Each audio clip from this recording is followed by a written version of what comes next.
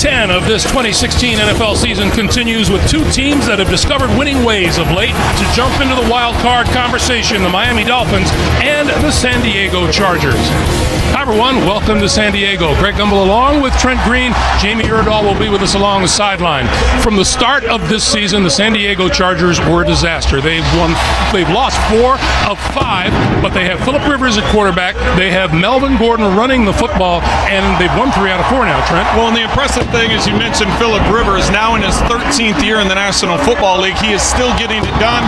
He's 4th in the National Football League in passing yards coming into today, and the big reason for that is the running game, and that man right there, Melvin Gordon, the second-year running back after a year ago not having a single touchdown this year, leads the National Football League in total touchdowns, and a week ago against Tennessee had career highs in rushing yardage and total yardage, and that compliment helps Phillip Rivers with the offense. Almost the same exact scenario in Miami. The Dolphins started slowly, 1-4. However, they've thrown the ball much better, they're running the football much better, and they've won 3 straight. Well, and it starts with that offensive line up front, but Ryan Tannehill getting plenty of time. Those 5 offensive linemen being together during this 3-game winning streak. Ryan Tannehill is a game manager now, and that's not a bad thing. He's understanding what he has, and with a running back behind him like Jay Ajayi, the way he's run the last 3 weeks, over 200 yards in 2 games and 100 yards last week against the Jets. Well, take a look at what he does so well. He has great vision. He's able to see the holes and make the adjustments, the patience to allow his linemen to set up the blocks, and then he has the power to rip through the arm tackles and the speed to take it the distance. So he's been a real difference maker for the Dolphins. All right, Trent, it'll be the Miami Dolphins and the San Diego Chargers, and with Veterans Day this past Friday, we take time to honor America with our national anthem. Public address announcer, Dennis Packer. To honor our veterans and members of the armed forces, please remove your caps for the presentation of the colors by members of the Army, Navy, and Marines. Following the anthem will be a flyover by a U.S. Air Force KC-135 from March Air Force Base 336th Refueling Squadron. And now to perform our national anthem, the U.S. Navy Band Southwest, and sung by U.S. Air Force Staff Sergeant Megan May. Oh, say can you see by the dawn's early light what so proudly we hailed at the twilight's last gleaming, whose broad stripes and bright stars through the perilous fight o'er the ramparts we watched were so gallantly streaming, and the rockets red glare, the bombs bursting in air, gave proof through the night that our flag was still there. Oh, say does that star-spangled banner yet wave o'er the land of the free and the home of the brave?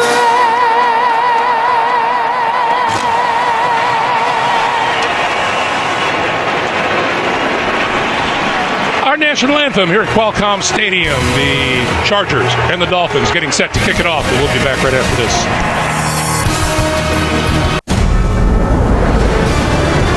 CBS Sports welcomes you to the following presentation of the National Football League.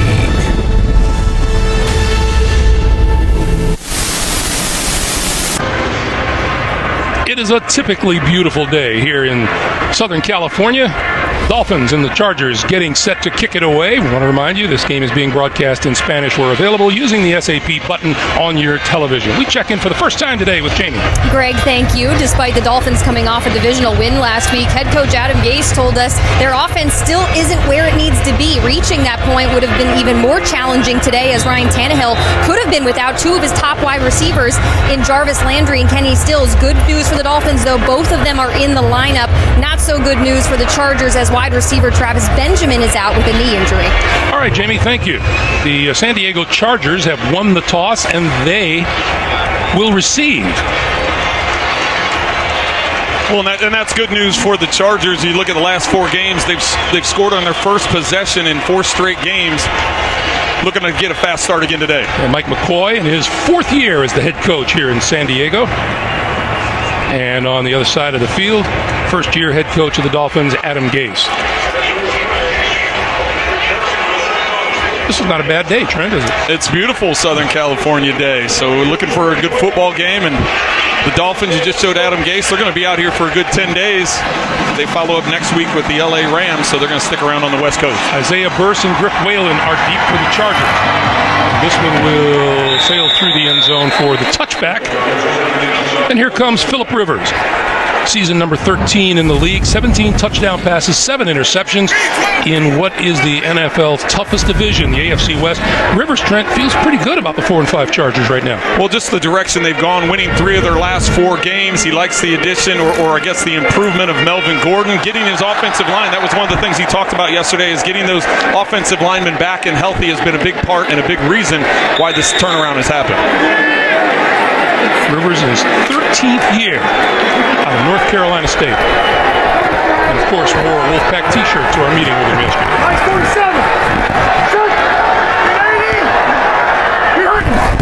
From the 25, this is Melvin Gordon. And Gordon, for maybe 1 yard and a half at most, the most veteran of a huge offensive line is 9th-year left tackle King Dunlap, who checks in at 6'9", 330 pounds. And the start of Week 10 found 2nd-year running back Melvin Gordon, the NFL's number 3 rusher, 768 yards. He has scored 11 touchdowns, and he's a workhorse.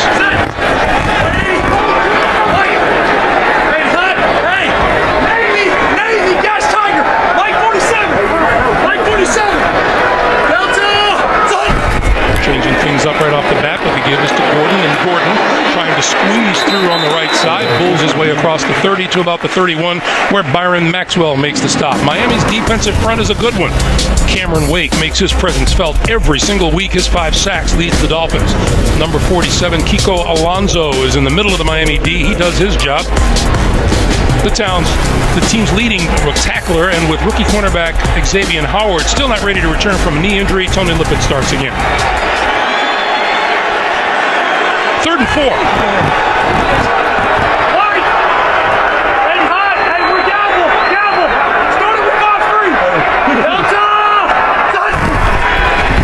Rivers to throw for the first time today, throws far side, and it is caught across the 35 to the 37-yard line by Dontrell Inman for a first down. Not an easy catch. Inman working from left to right for Phillip Rivers. You see the inside move, then he plants and goes to the outside. Phillip Rivers puts it a little low and behind him. Incredible catch by Inman with the concentration to go down and get it and pick up the first down. You look at Inman's numbers. First down for the Chargers at their own 37-yard line.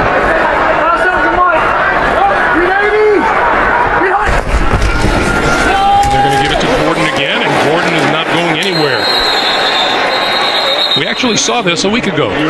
Well, and the thing that's a little bit different with the Chargers, you're so used to Phillip Rivers dropping back and throwing 50 times a ball game, but now with the way Gordon's playing, the way the offensive line has been playing, they want to establish the run. 2nd year back out of Wisconsin, a year ago having a mixed time with Danny Woodhead, and this year with the opportunities he's getting because of Woodhead's injuries is taking full advantage. 180!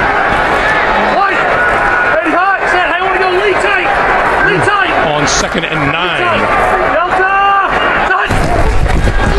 Here come the Dolphins. Rivers will throw it, short one over the middle, in and out of the intended receiver's hands. That was tight end Antonio Gates. It'll be 3rd and 9. Bakari Rambo made the defensive play. When they said we saw that this a week ago, the Dolphins against the Jets, Gordon did not have early success running against the Jets' run defense, but it didn't deter the Chargers from continuing to go to him.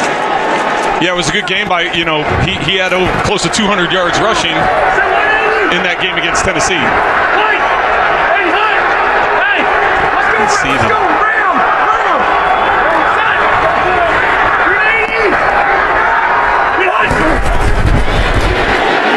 Rivers. And that's complete close to midfield. No. Now let's see. Incomplete. And again, Antonio Gates couldn't come up with it. Well, and that's a catch that he usually gets. And yes, the ball was a little bit low, and you'd like to make that a little bit more catchable pass for him. But we've seen Gates make that catch so many times over the years. Jakeem Grant is deep.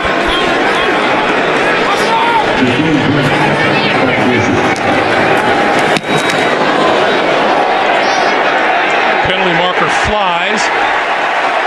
Grant from inside his 10 looking for running room and is tripped up at about the 10-yard line. San Diego punter Drew Kaiser was decked.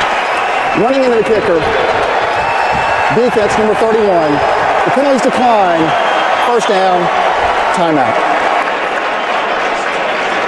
Michael Thomas guilty of the penalty.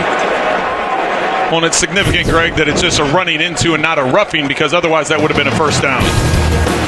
We'll take a break with 12 minutes to play in the first quarter.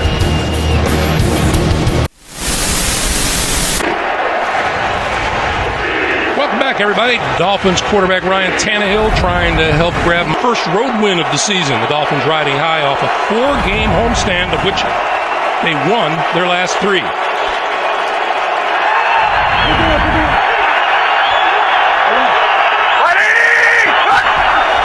From the 11, this is Ajayi. Hit as he crossed the line of scrimmage forward to about the 13-yard line.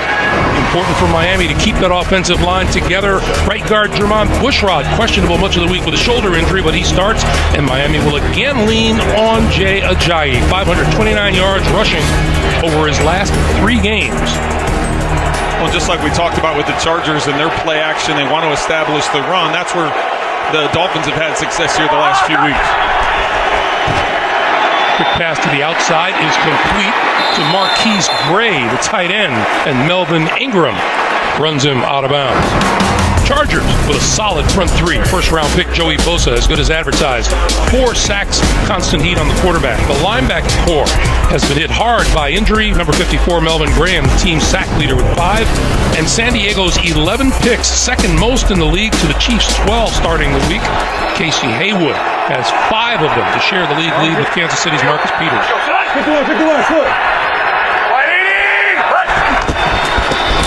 On first down, this is Ajayi, and Ajayi to about the 27, maybe the 28-yard line, and Melvin Ingram in on the stop. Well, that's what Jay Ajayi does so well. That play was meant to go to the outside, but he just sticks that left leg in the ground and cuts it inside, finding an inside crease and able to pick up a good chunk of yards. Trent, with the running success of both Ajayi and Melvin Gordon, does it make these teams somewhat predictable? It makes them a little bit predictable, and they both want to establish the run. But the bottom line is once you stop the run, then you're forcing the teams to pass. So both defenses talk about stopping the run first. Here comes Ajayi, and Ajayi breaking tackles across the 35 to the 36, and that's a first down for Miami. Ingram and Adrian Phillips with the tackle. Well, and you talk about being predictable, and we mentioned the offensive line of the Miami Dolphins having everybody back healthy during this 3-game stretch. And with the inside linebackers, both inside linebackers for the San Diego Chargers out today, that's an area of the field to look for Miami to continue to attack, is that inside part of the line, because the linebackers, as I said, at one linebacker spot, Manti Te'o is out from an earlier injury. They're on their 3rd linebacker with Corey Tuma. Tannehill throwing on the slant. That's complete. And out to midfield is Devontae Parker, and that's another first down. Just what you were talking about, run setting up a throw. And that's exactly what it did. You have those inside runs, that affects the linebackers. That time you give a quick flash fake, it draws the inside linebackers up, which allows that window for the slant pass right behind. It's a quick throw, but when you get those linebackers to take a bounce forward, it's giving them that crease, that small crease or window to get the ball in there.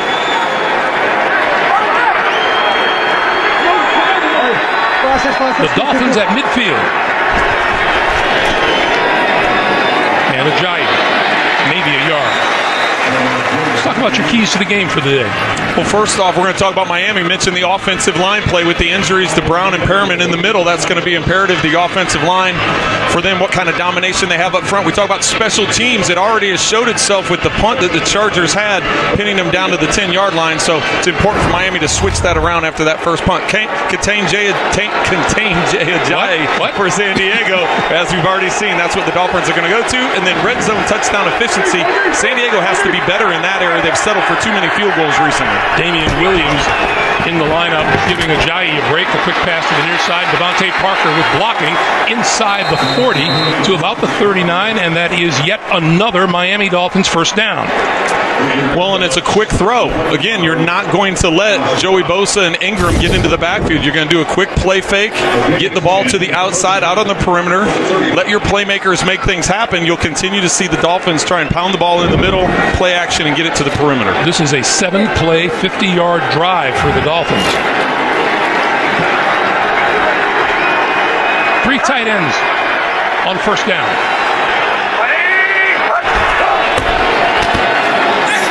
Tannehill rolls and complete, and this is Marquise Gray, and Gray knocked out of bounds just short of the 30-yard line by Dwight Lowry. This is a play fake to the left with the roll to the right. But I want you to watch Jarvis Landry gets to the outside. He gets Flowers to fall down. So as the bootleg comes, Ryan Tannehill misses it. Now, it's not part of his read. As you see, as a quarterback, you come out, you have a quick read to the flat, and then the tight end dragging on the backside. But with that move that he put on Flowers to the outside, Landry was all alone for the touchdown. 2nd and 1. Ajayi back into the backfield. Ajayi looking for the first down. And he's not going to get anywhere near it. Brandon Flowers from his cornerback position making the stop.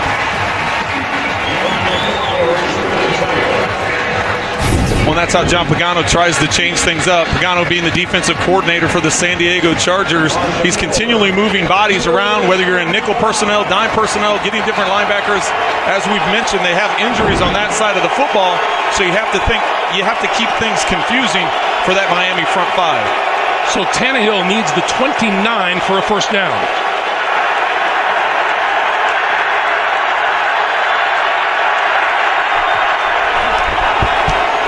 Under pressure, and he goes down. The Dolphins cover the football. Melvin Ingram came off the corner. Well, and that's why you try and establish the run and you're trying to get the play action pass. But when you get to 3rd and long because of the loss on 2nd down, you're giving Ingram, he's going to be around the top, coming right around Albert. He gets the chop on Tannehill. The Dolphins are lucky to get on top of it. You see Bushrod jump on top of it, but it takes him out of field goal range. So it's 4th and 14. Isaiah Burse is inside his own 10 for the kick. High and very short. And it's going to bounce. And the special teams play is perfect for the Miami Dolphins. Walt Aikens downs the ball at the 3. A timeout. When we come back, Melvin Gordon and the San Diego offense.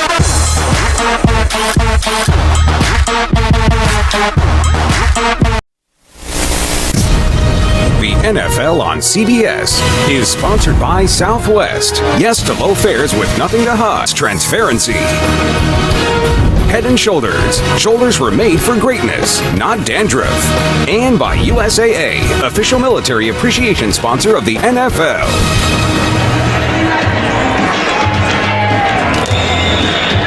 Back in San Diego, coming up on 5.5 to play in the opening quarter, and the Chargers operating from their own 3-yard line.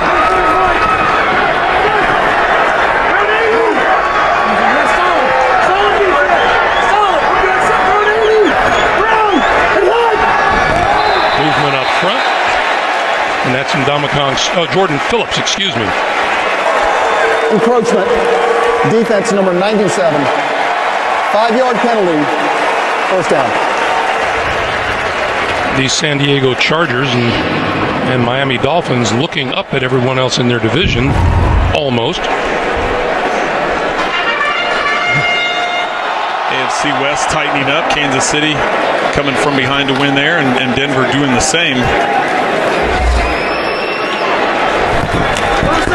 So it's 1st and 5. This is Gordon. And Gordon's forward progress will be marked at about the 9. Earl Mitchell, who was just activated in the Dolphins lineup, making the stop. Well, and Vance Joseph, the defensive coordinator for the Dolphins, said how important it is to get Earl Mitchell back. It's nice having his presence in the middle of the field, having missed him because of a calf injury. Suffered in week 1, so missed the last 8 games. He just talked about the importance of having Mitchell back in the line. I'm not sure how many snaps he'll get because they don't want to wear him out since he hasn't been playing in a while. Hey, we're key right.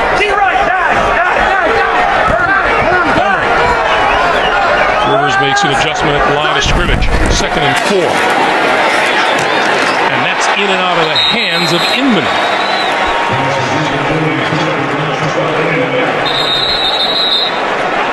And Inman's slow to get up. Well, and that's not something that the Chargers could deal with very well, losing Inman. You see him on the slant route here. Rivers tries to protect him with the football. He realizes he has inside pressure coming from Jenkins, trying to put it on his body, but a little bit low and behind. Inman getting in an awkward position, taking that hit. Travis Benjamin already inactive today with a knee injury. Isaiah Burse onto the field to replace Inman. Here are the Dolphins now with the best 3rd down defense in the National Football League.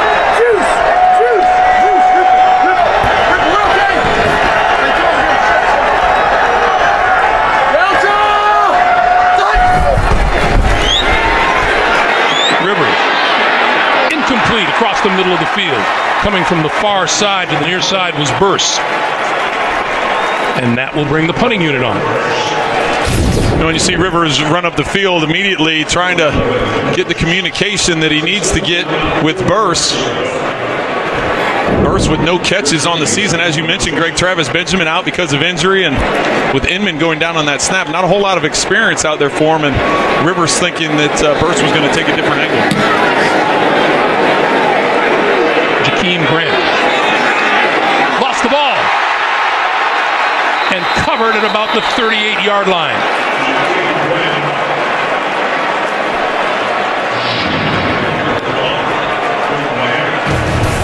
Four and a half to play in the first. Chargers missed a golden opportunity to grab some field position. Last Monday, the Miami Dolphins hosted students from Miami-Dade, Broward, and Palm Beach to do some early shopping for Thanksgiving. Students aged 6 to 18 were selected by their principals for the shopping spree. Current players in attendance included quarterback Ryan Tannehill and punter Matt Garr. I could use a shopping spree.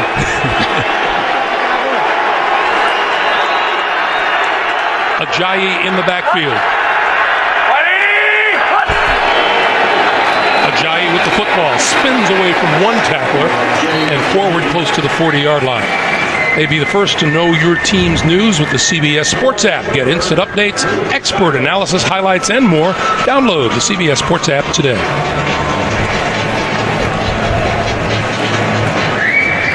Ajayi looks to be in a little distress as he heads for the sideline. Well, you could see when he spun out of that initial tackle in the backfield, he stumbled a little bit and then got sandwiched. So Williams and Toomer with the sandwich on the tackle. Damian Williams in for Ajayi, 2nd and 9. And Williams shakes one tackler, but he spins into trouble. That's the problem with spinning away from trouble. You're going to spin into someone else. Well, and that's why it's so important to keep the penetration from happening in the backfield, because you make them make that initial move. Here's the previous play. Getting smashed between Williams and Toomer.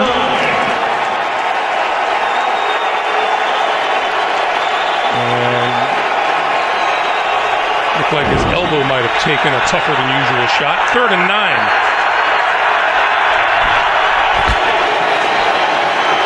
Tannehill with time to the sideline and overthrew his intended receiver, Kenny Stills.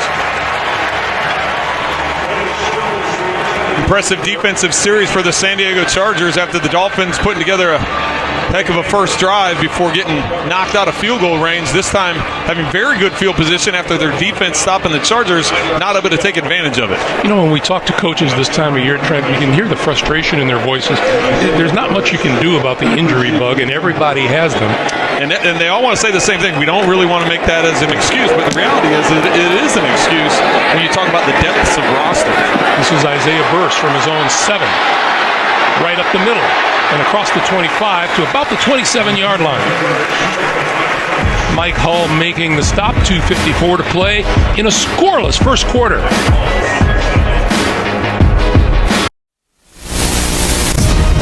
The NFL on CBS is sponsored by Bud Light. Make the right call. Drink responsibly. And by Cricket Wireless. Something to smile about.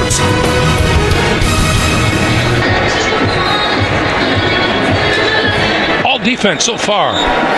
As we look at the last 2:54 of the first quarter, Dolphins and Chargers scoreless. San Diego from its own 27-yard line. Dontrell Inman is back onto the field. And movement up front, and this will be against San Diego. False start, offense number 72. 5-yard penalty, first down. It's Big Joe Barksdale, right tackle. Mark, so you see him rock a little bit. He's up at the top of the screen. He rocked back on his heels. He's had his struggles the last few weeks. 2 weeks ago against Von Miller, had a couple of illegal procedure penalties lining up in the backfield. So it's 1st and 15. Hey, dribble film! Dribble film! Hey, manager! Manager, you there, manager! Mike 47! Gordon.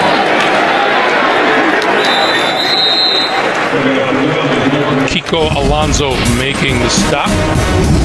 Joe Barksdale has allowed 7 sacks. That's the most, tied for the most in the NFL. And what does Cameron Wake do? He generates pressure on 20% of pass rushes, and that's second most behind the aforementioned Von Miller. Well, and that's going to be a matchup that we keep an eye on all day because of those struggles that Barksdale has had and the presence that Wake has made since coming back off of that injury. Gordon. Ooh. Gordon hit hard as he approached the 25. And Earl Mitchell making another play on defense along with Neville Hewitt. I hear you, Greg, with the reaction to the sound effects of that tackle. That was, even up here, that was we could feel it a little bit. So it was good pursuit there. You see Gordon getting himself off the field. Good pursuit by the Miami defense to gang tackle. So 3rd and long.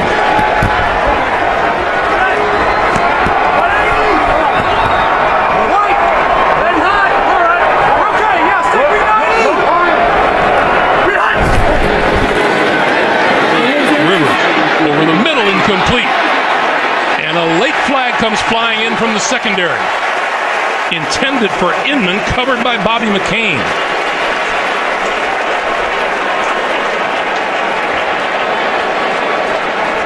Rivers under pressure trying to make a back shoulder throw to Inman.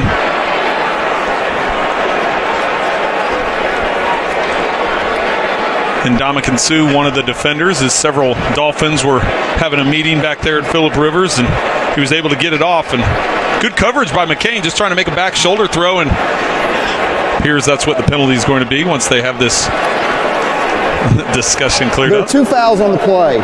Pass interference, defense number 28.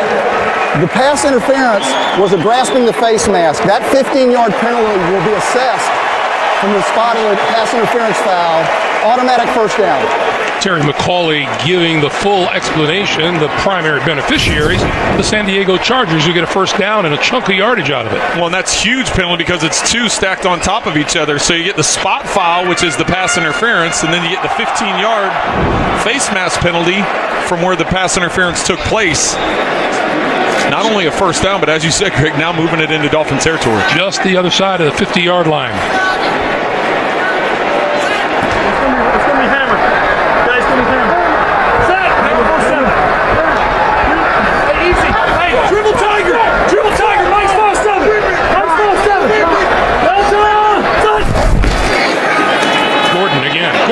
room.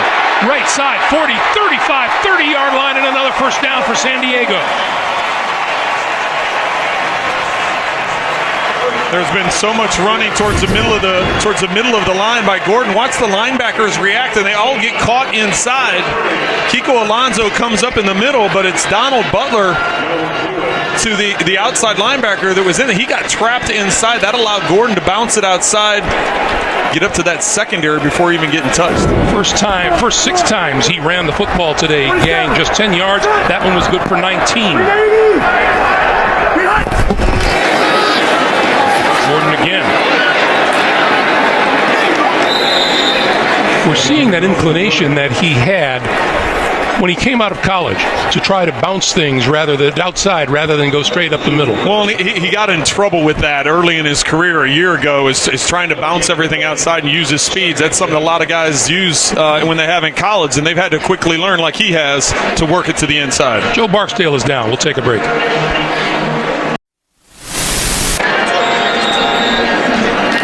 Joe Barksdale on the sideline. He was able to walk off the field under his own power. Chris Hairston, number 75, has replaced him at right tackle.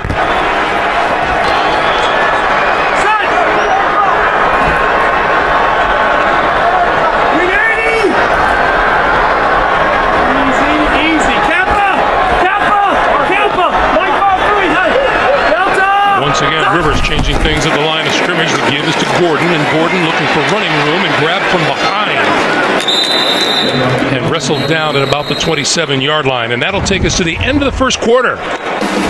Defense to the left of us, defense to the right of us. Nobody denting the end zone yet. We're scoreless headed for the second quarter in San Diego.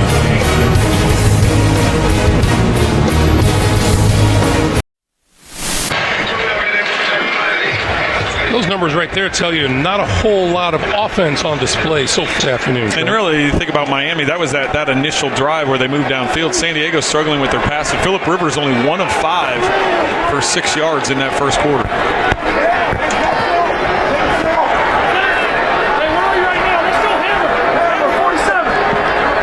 First play of the second quarter is a 3rd and 7 for Rivers. Side, back shoulder doesn't work, and that's incomplete. Byron Maxwell covering Tyrell Williams. And we were talking about how predictable that these guys are becoming. Predictable isn't bad as long as it works. That's right. And with both teams trying to establish the run with Jay Ajayi and Melvin Gordon, they want to get that done. That helps protect their quarterback. Both teams can bring pressure off the edges, and so in order to soften up or make it easier for the quarterback to get the ball out of their hands, you have to establish that run game, try and get the play action pass going. And you can see right now the pass game's not working for either team. Josh Lambo from 45 yards out. And it is good. So at 14:51, San Diego first on the scoreboard with the field goal and a 3-0 lead. I want to remind you, Week 10 continues with Sunday Night Football on NBC and Monday Night Football on ESPN, and then Week 11 kicks off with Thursday Night Football on NBC, NFL Network, and streaming on Twitter.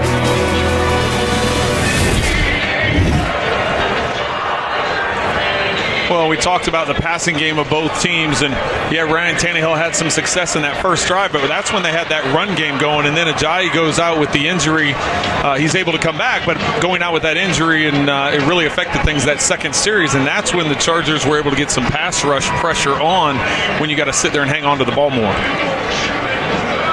San Diego got a little help from 27 yards in penalties assessed against Miami. Here's Jakeem Grant. Number 19 is the 6th-round draft pick out of Texas Tech.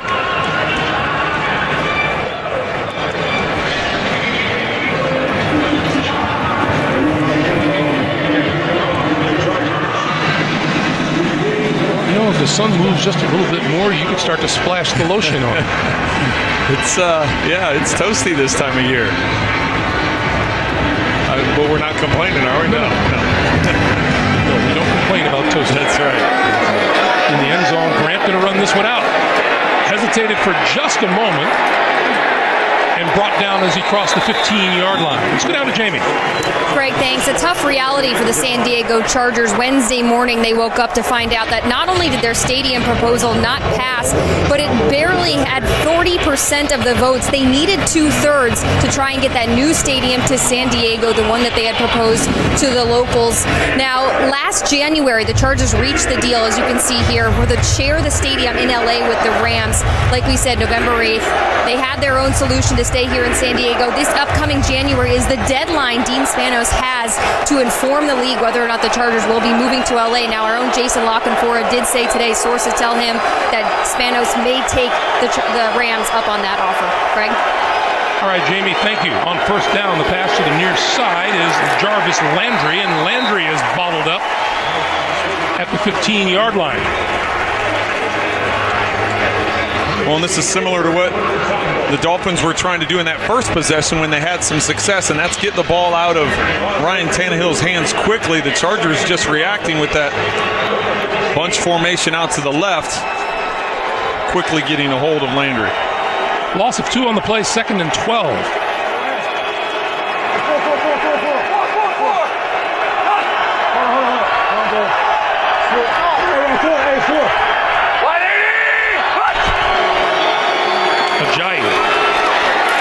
And Ajayi spins down at about the 17, the 18-yard line. Well, here we're going to take a look at these quick passes that I just mentioned, and he's getting the ball out of his hands quickly enough. That time just a quick throw to the flat, a quick flash fake, and out to the outside like we just saw. Very similar. This time, though, hanging on to the ball, trying to get the ball up the field on third down. Ingram coming off the edge and getting the sack strip. Dolphins lucky to get back on top of that fumble. 3rd and 10.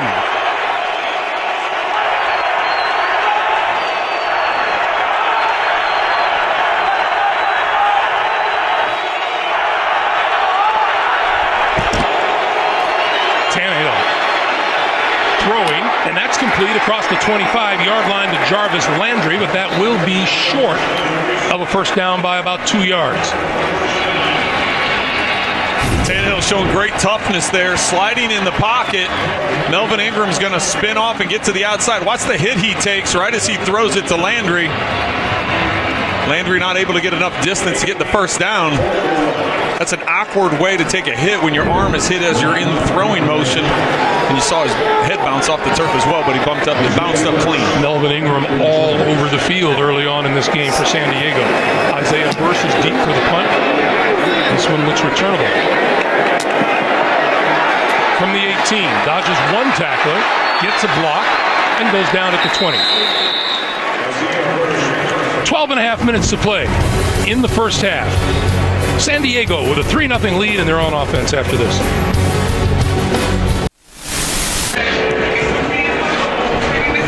Not everybody completely and totally distressed about that vote on the new stadium. A lot of the faithful here at Qualcomm Stadium this afternoon. Kenneth Farrell is in the backfield for Rivers on first down.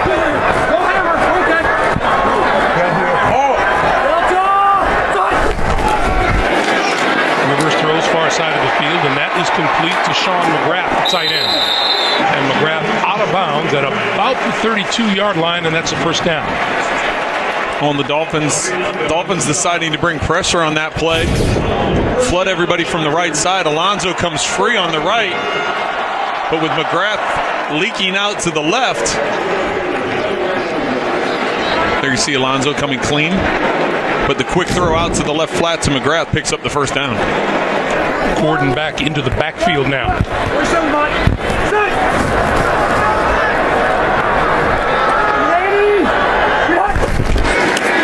on first down, it is Gordon. Gordon nowhere to go and wrapped up. First guy to hit him was Alonso, the middle linebacker. I want to remind you, coming up, the Verizon halftime report. JB and the guys with the latest NFL scores and highlights back in New York coming up on the Verizon halftime report. Well, you just mentioned Alonzo. He's a guy that is a sideline-to-sideline defender. Not the biggest guy, but he's just got tremendous speed, and he's always in the right spot. His biggest problem is trying to stay healthy because of that size disadvantage. He's one of those guys that doesn't square up guys a lot, but just with that speed, he's able to slash in there and make a lot of tackles for loss. Rivers, quick pass, and that's incomplete. Over the middle, intended for Dontrell Inman. It'll be 3rd and 14. Here's another question I have for you, because I have a lot of questions for you ex-quarterbacks. If you aren't throwing the ball as much as you usually do because your run game is going well, what happens when you do want to throw the football and you haven't, for lack of a better word, developed a rhythm? Right, get into a rhythm. And it'll be interesting to see how both these teams moving forward. I would think the Chargers, more so than the Dolphins, could go into more of a no-huddle. Right now, Gordon has 28 yards on 10 carries, so not having a lot of success in the run game. Could you go to a no-huddle and let Rivers start throwing the ball some more? Rivers on the move, throws, and that's complete to Melvin Gordon out of the backfield, and he's very close, right at a first down marker. See if they give it to him. They do.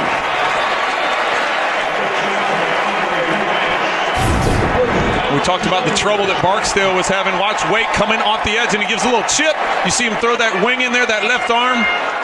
Gordon does, trying to slow down Wake. And then he leaks out to the flat as Rivers is trying to push the ball up the field and comes down late to Gordon, who's able to work the sideline and get past the sticks. Gordon to the sideline, Farrow into the backfield.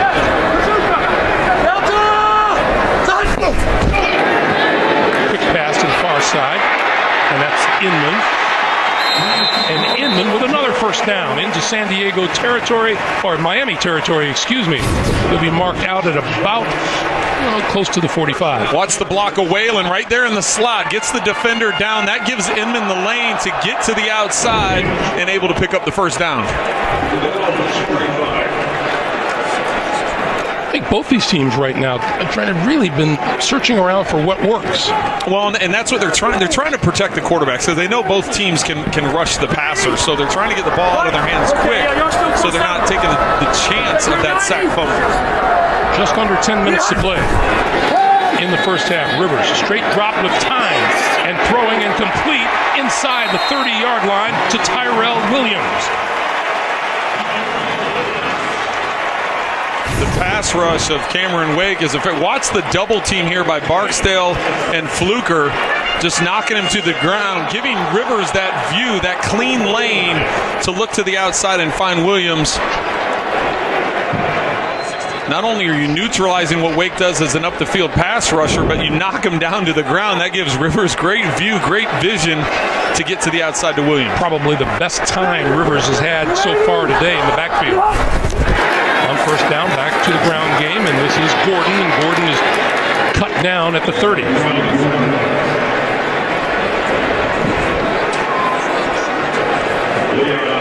Leon Orr made the stop. This is Phillip Rivers on his last 10 and has completed 4 of his last 5. Yeah, he's starting to get high. They're starting to get some rhythm going. You talked about getting a quarterback in rhythm. I did. Instead of sticking with your foresight. Great foresight there. They're trying to stick with the run, but that wasn't working. It's like running into a brick wall. So start getting the ball out of your hands quick, and when you needed the big throw up the field, they were able to come up with it. See what he does here on 2nd and 11. With time, got a man wide open inside the 15. That's Antonio Gates. And brought down at the 11-yard line. Another San Diego first down. Gates is going to be working left to right. He's lined up here, and he's going to go deep. Underneath, you have Williams on a drag route. That draws the coverage up to him, creating that window in the second level. Rivers just placing it perfectly between the high and low parts of the defense. Kind of amazing what the quarterback can do when he has some time. First down from the 11-yard line. Roger, Jose.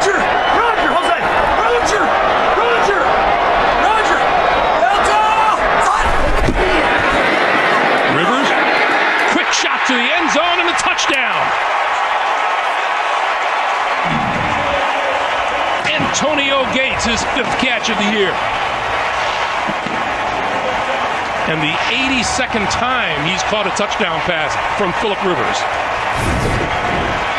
Gates is going to work to the outside and then he'll just come inside. Watch the play fake, though, here. It gets the linebackers to draw up. It creates that lane for Rivers to push the ball up the field. He just gives a quick flash fake that brings the linebackers up, and then he puts it on the body of Gates so he can absorb the hit. And as you said, another touchdown between this dynamic combo of Rivers to Gates over the years. Antonio Gates, the Chargers' all-time leader in receptions, receiving yards, and receiving touchdowns. That's number 109, second only to Tony Gonzalez. Close personal friend of yours. Yes. I had a few of those over the years. But Phillip Rivers starting the game 1 of 6. Now, all of a sudden, is 6 of his last 7.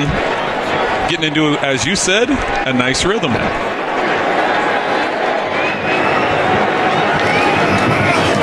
extra point attempt is good. 7:37 to play. Phillip Rivers, career touchdown pass number 299. And the Chargers are up 10.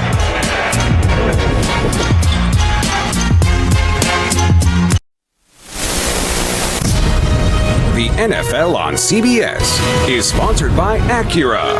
Precision crafted performance. CenturyLink, your link to what's next. And by Fantastic Beasts, in theaters November 18th.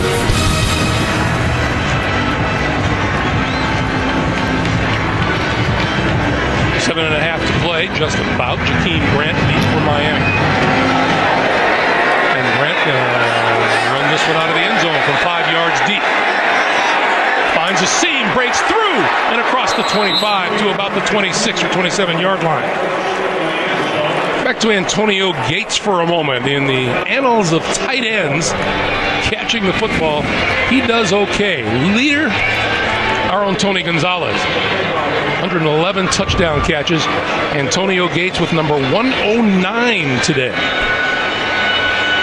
And then still with some room to make up, but one of the more prominent tight ends in the league is Rob Gronkowski. You know, we always hear about quarterbacks having a security blanket and a tight end. Was Tony that for you? Tony definitely was. He was a guy that you know you could count on third down, and especially down in the red zone. That's why he had so many touchdowns. Ajayi with the carry and Brandon Mebane with the stop. I'm sure Tony would be interested in all this if he wasn't back in the studio with his feet up and his shoes off and probably eating some chicken. Relaxing a little bit, right. Oh, relaxing a lot. Well, the Dolphins need to get something going. That first possession, they marched right down the field and then were knocked out of field goal range on the sack fumble. And since then, really haven't been able to generate much offensively as the Chargers have made adjustments defensively. On 2nd and 7, Tannehill, and that is incomplete. At about the 35, Dominique Jones, the intended receiver. Well, Jones is lined up to the outside, and Corey Toomer is covering him, and that's where they wanted to. That's the matchup Tannehill wanted to go to. You see him look to his left to just try and draw that underneath coverage. Toomer's a guy that they talked about. All the Chargers talked about the defense. John Pagano talked about the fact that he was on the practice squad of the Raiders earlier this season. Now they've signed him. This is his 4th start of the season, coming in and helping out a unit that's really had to deal with a bunch of injuries.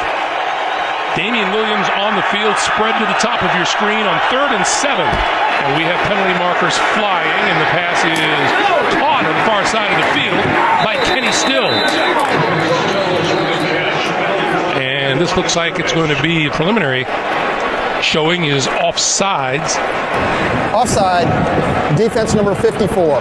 Penalties decline, first down. So Tannehill went through with the play and got himself a first down. Well, Tannehill took a shot once again, so he's standing in the pocket, making some throws, but this is something that can wear on a quarterback as the game progresses. Once again, getting knocked to the ground.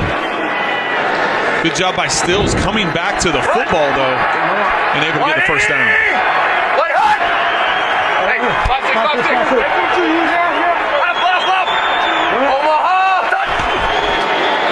This is Ajayi, and Ajayi is thrown for a loss by Corey Toomer. There's a guy we were just talking about. As I said, John Pagano and several of the defensive players talked about the commitment that Corey Toomer made when he came over. They just signed from the practice squad of the Raiders the end of September. Said what a student of the game he is. He's been in the playbook studying film. He's the player on the field on the defensive side that has the speaker in his helmet, so he's the one calling the plays as well. So everybody was very complimentary of the work he's put in. That's a look at how the running backs are doing today. 2nd and 13.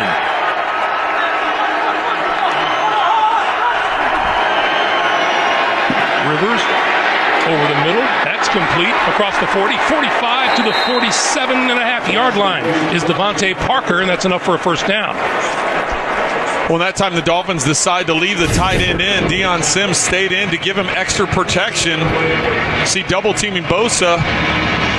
That allows Tannehill to take some time and Devontae Parker to work all the way across the field on that shallow crossing route or drag route underneath. And Tannehill with that extra time making an accurate throw.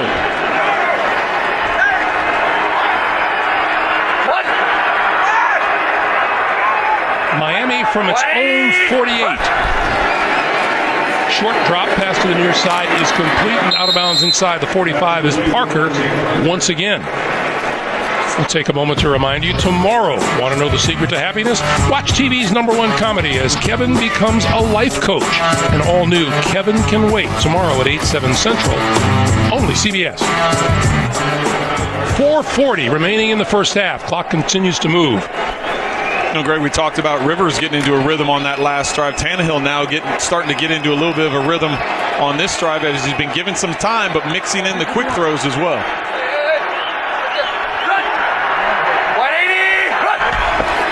He will go to Ajayi looking for the first down, and he will get there.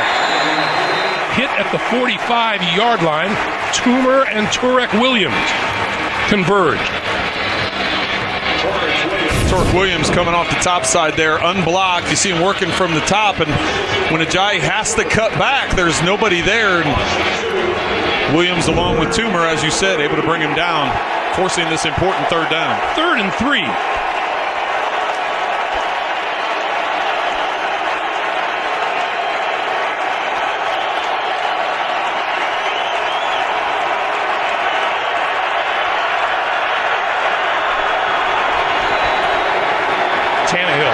Throwing this side of the field, and that is complete to Jarvis Landry. Let's see where they mark his forward progress inside the 40, and that's enough for a first down. Landry just going to make a quick out here, just push it up to 5 yards, get a couple yards past the first down sticks. You'd like to see a little bit more accurate throw from Tannehill. You'd like to see it out in front instead. That ball going on his back hip. Once again, ending up on his back, though, is Tannehill. The Dolphins 2 for 3 in third down conversions on this drive.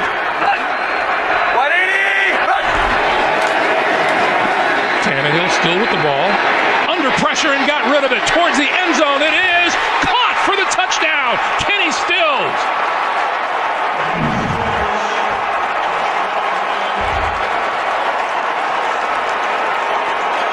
All kinds of kudos being given to Ryan Tannehill, as well they should. Great protection in the backfield. The Chargers, look at all the defenders they have at the box. Tannehill's just going to work out here and come to the left. And then it's Stills that's going to do an out and an up over the top. Plenty of time for Tannehill to make the throw because of the play action and because all the defenders there in the box. But when you look at Lowry trying to get over the top, just doesn't get back far enough. Once again, Tannehill on his back, and believe me, that's a lot easier getting up when you know you've thrown a touchdown. Andrew Franks for the extra point.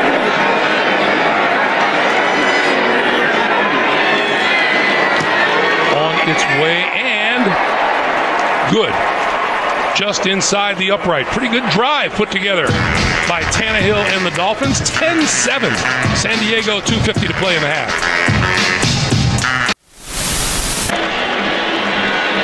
That's Kenny Stills, who pulled in his 4th touchdown pass of the season, and he pulled it in over Dwight Lowry, who is Not the happiest guy on the planet. Well, and he was in position. You saw him rotate from the backside on the replay and showing his frustration because he was rotating over from the backside. He was in position to make the play. It's just Stills is faster, and it was a heck of a throw by Tannehill. This will not come out of the end zone. Isaiah Burst takes a knee.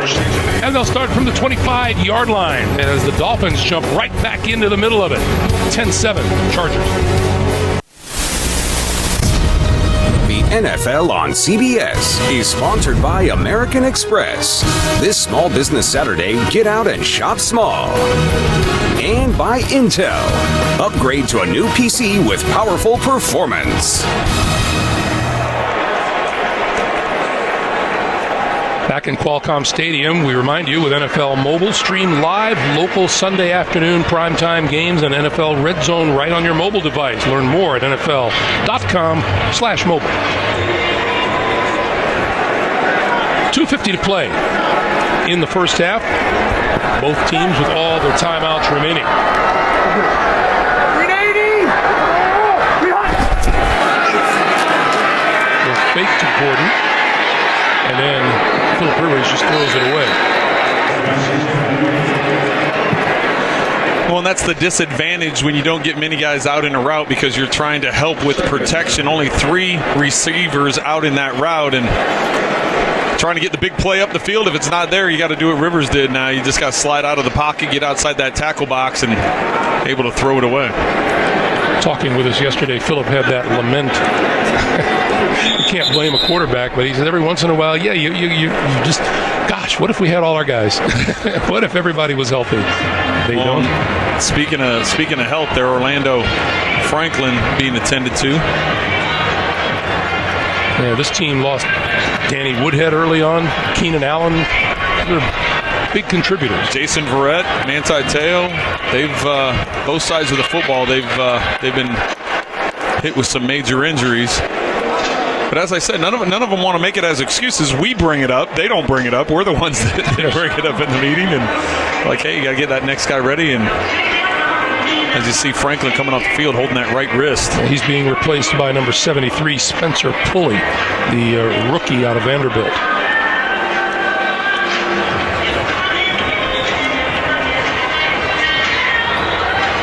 Well, this road stuff is a little unusual for the Miami Dolphins. They've been home for a month. Well, and they haven't had much success when they were on the road. They're 0-3 on the road, trying to pick up their first road victory. And as we've talked about earlier in this game, they're going to be out here for a couple weeks, play the LA Rams next week, so they'll stick around here, not far from San Diego, and be out here for a couple weeks. Wait to play the Rams.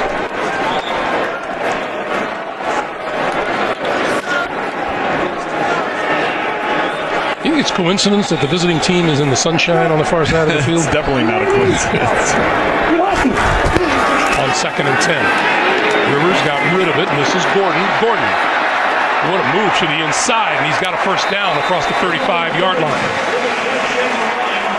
Jordan Phillips making the stop. Well, when you have a team that likes to get up the field defensively, you try and get these screens set up, and you can see Jenkins trying to get the reaction and get up there, just not able with the block that was in place by the Chargers, and much needed first down for the Chargers. Quick-footed Gordon made some space for himself. Rivers. And that's Antonio Gates. And Antonio Gates just dropped it. That's his second drop of the game, but we're going to go back a series to Phillip Rivers as he started to heat up, started to get into some rhythm, some quick throws, some shots up the field, and of course here's the tight end, Antonio Gates for the touchdown. Rivers, as always, fired up. Good numbers he put together on that last drive. He is within one touchdown pass of tying John Elway for number 8 all time. Number 300, very impressive.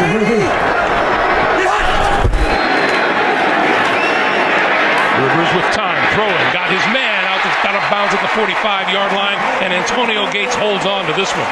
And that'll bring us to the 2-minute warning. 2 minutes to play here in the first half in San Diego. The Chargers with a 3-point lead and driving. That's Orlando Franklin. They've been taping that right hand and wrist for about half an hour on the sideline. You know, they're going to make almost like a mini cast, so he's not going to have a lot of movement in that wrist. 1st and 10, 2 minutes to play. Fast! 73 fast! 73 fast! Hammer, 47! Hammer! 73 fast! Delta! Rivers, quick pass. That's complete. Inside the 35 is Gates once again. This is just an option route for Antonio Gates. He goes up, you're going to see him. He's coming up 5 yards, and he's just going to go inside and out. Oh, that's the previous play, the play before the 2-minute warning. He was on a drag route. He went from right to left on a high corner, very similar to what they did early in the game where they had an underneath route by Williams. That time going on a corner route, the underneath coverage coming up on the swing. Chargers first down at the Miami 31. Clock continues to move with 1:20 to play and a half, and the give is to Gordon. And Gordon bounces to the near side and is brought down at about the 28, maybe the 27-yard line. They'll mark it at the 28. You know, sometimes it's good to dance a little bit, and that time, you know, we talked about him getting into a rut a year ago, dancing too much, trying to bounce to the outside, and McCoy talked to us about, hey, he needs to realize you got to get the tough yards sometimes.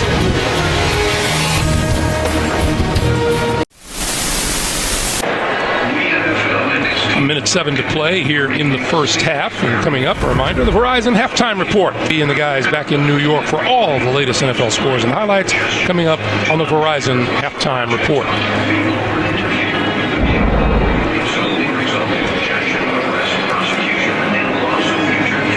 San Diego with 2 timeouts remaining.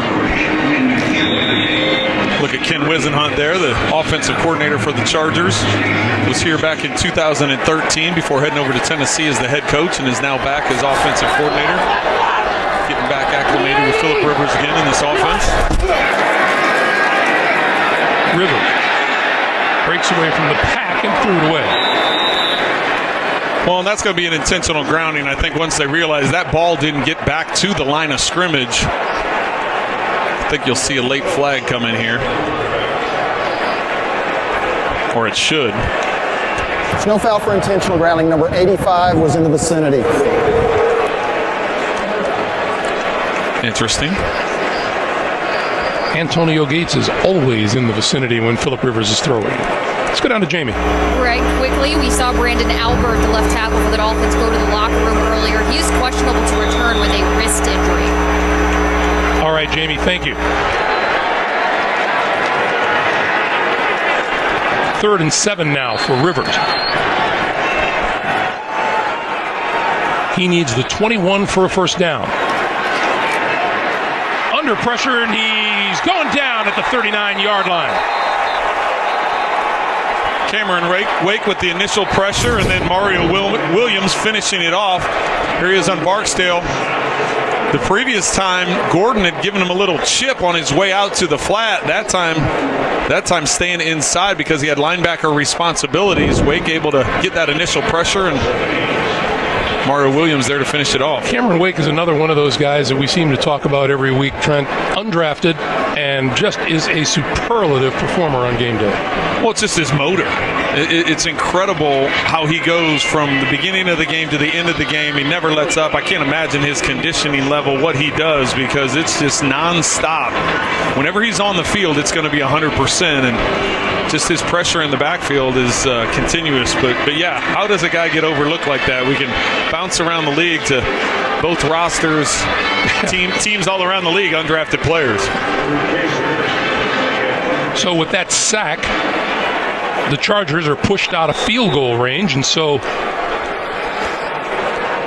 Drew Kaiser will kick it and try to pin the Dolphins inside their own 10. Well, Lambeau had only attempted one field goal over 50 yards, and it was a 54-yarder that he missed. Oh, they saved it, and it's down inside the 10-yard line. Darryl Stuckey into the end zone to bat it back. And that ball is going to be placed at the 7-yard line. This is Stuckey. Well, and Stuckey helped him out in terms of instead of trying that late field goal, and if you miss it, you give the Dolphins great field position with 45 seconds left and some timeouts in their pocket. Instead, don't risk missing the field goal. You punt it down in there, and Stuckey makes it a smart decision. So now Tannehill and the Dolphins have 45 seconds and 3 timeouts to try to do something. Well, I think here you just run a draw or a quick screen, see if you can't pick up a big chunk of yardage, use a timeout. If nothing happens, you just let the clock wind down and take it to halftime. Ajayi for about a yard and no more, and the clock will continue to move. Well, you see Mike McCoy, he was thinking about calling a timeout, but with only 2 in his pocket, he knew it wasn't going to be a situation where he could get the ball back around midfield. Just a matter of the Dolphins getting enough snaps to run it out. And the Dolphins are not in any hurry to get another snap off. And that's going to bring us to the end of the first half. A lot of defense on display. And at the end of the first 2 quarters, it's a 10-7 San Diego lead. The only touchdown coming on a Rivers to Antonio Gates pass.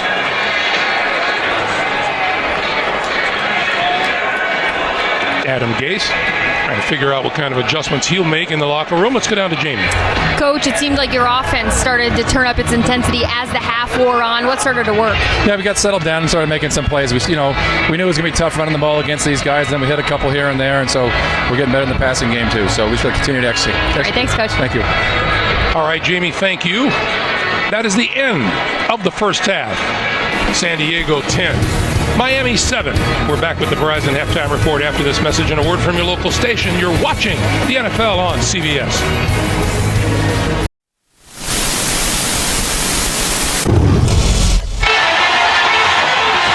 With time, got a man wide open inside the 15. That's Antonio Gates. Rivers, quick shot to the end zone and a touchdown. Tannehill still with the ball. Under pressure and got rid of it. Towards the end zone. It is caught for the touchdown. Kenny Stills. Welcome back to Qualcomm Stadium. We're at halftime, and the Chargers leading Miami by a score of 10-7. Shoulders of Greatness, highlight of the first half, brought to you by Head & Shoulders. It was that 39-yard touchdown pass that got Miami back into this game. Ryan Tannehill to Kenny Stills behind Dwight Lowry, and it's a 10-7 game. Greg Gumbel along with Trent Green. Not very much happening offensively, and it's worthy of note that the much ballyhooed by us running matchup between Ajayi of the Dolphins and Melvin Gordon hasn't taken place. No, Ajayi has 16 yards rushing and Gordon has 30. Well, in the first quarter, both teams wanted to establish the run, and that's why there were so many attempts that first quarter. Nothing was working. That's why we had no score in the first quarter. Second quarter, they both started to loosen up the play calling offensively, started to spread the ball around more. Both quarterbacks got into more of a rhythm, so you could see these defenses were dialed in to stop the run. Now, Ryan Tannehill and the Dolphins are going to get their hands on the football first here in the second half.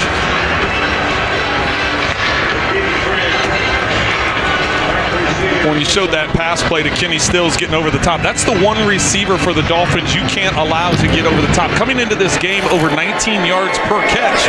He's their one main deep threat. Grant cannot corral the football, and he will down it in the end zone, and we'll go down to Jamie. Greg, thanks. I just caught up with Dolphins head coach Adam Gase coming out of the locker room. On our conference call with him on Friday, he did make note of how many times Ryan Tannehill got hit against the Jets last week, so I had to ask him about those hits in the first half. He said this one doesn't bother him as much. A lot of those are just his decisions to stay upright in the pocket and complete those throws. He was mindful of how many mental mistakes the Dolphins are making. Also wanted to make sure it was clear with that Brandon Albert left tackle wrist injury, he is still questionable to return. All right, Jamie, he is not out there as the Dolphins approach the line of scrimmage now. Ajayi is in the backfield. Quick pass, far side. Landry.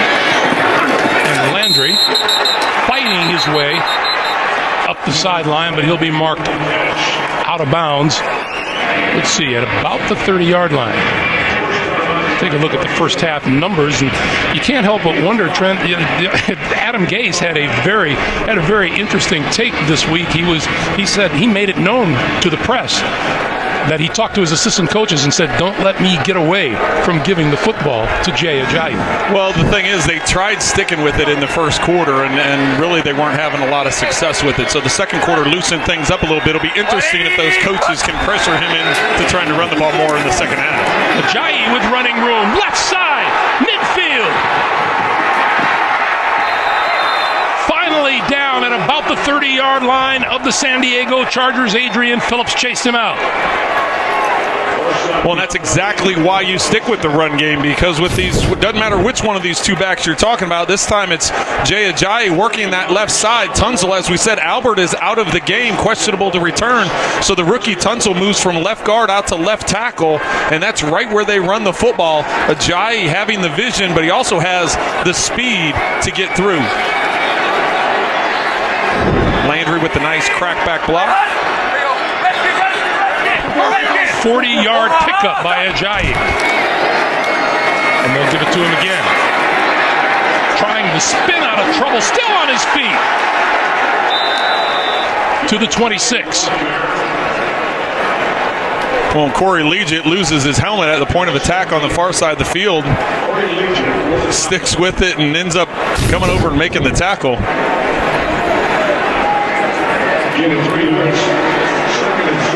This is a pretty good motor. You were talking about guys who have a motor early on.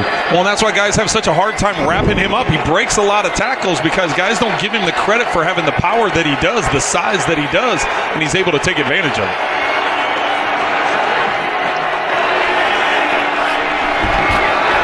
Tannehill on the move with time, throwing, and it is complete inside the 5-yard line to Jarvis Landry. It'll be first and goal at the 2.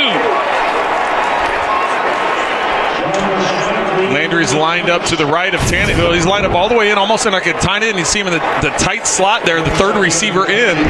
He's just running a corner route with a clear route on the outside by Stills. Tannehill gets flushed to his right, rolls out, and accurate throw up the field on the move.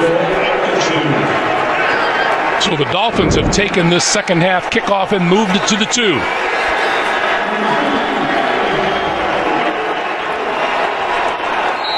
Well, the Dolphins were under 10 on the play clock because the personnel change and telling the official they needed a different player eligible.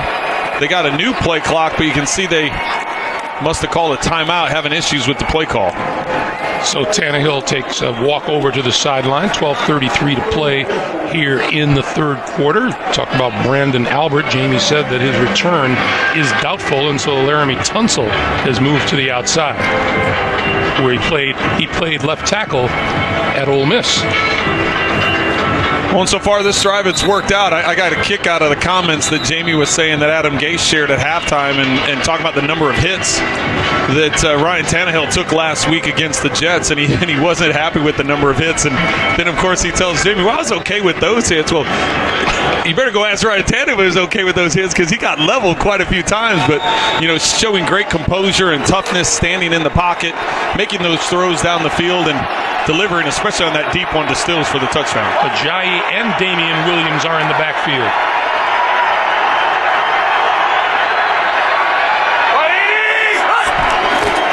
Now it's Ajayi, left side, Damian Williams to the goal line and a touchdown.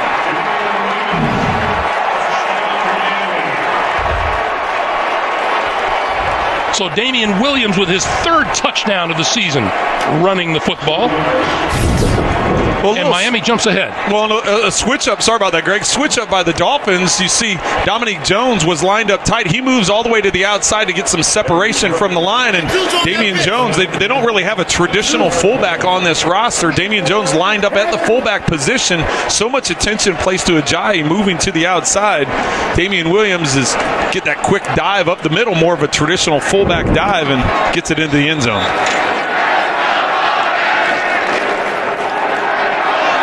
75-yard drive, took up 2.5 minutes on the clock. The extra point attempt by Franks is good.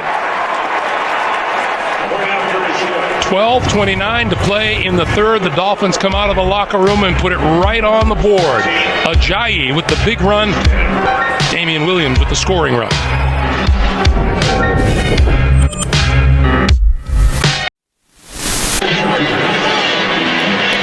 Ryan Tannehill on the sideline. Engineered a 5-play, 75-yard drive. And this kick will go out of the end zone for the touchback.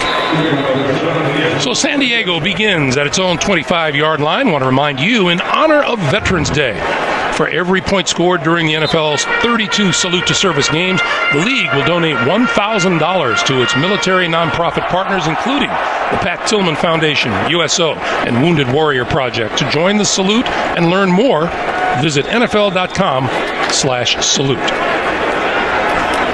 Many members of the armed services in attendance here today.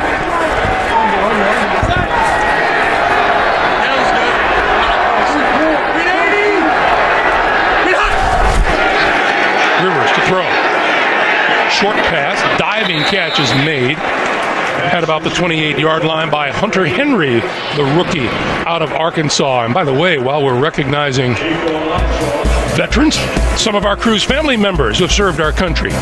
Jim Rickoff, our producer, his dad, James Rickoff Sr., a corporal in the Korean War. Paul Smith, the dad of our director, Suzanne Smith, an airman first class in the Korean War. And Eric Wishney, the lieutenant that served in the Persian Gulf in Japan, the son of one of our extraordinary camera guys, Bob Wishney.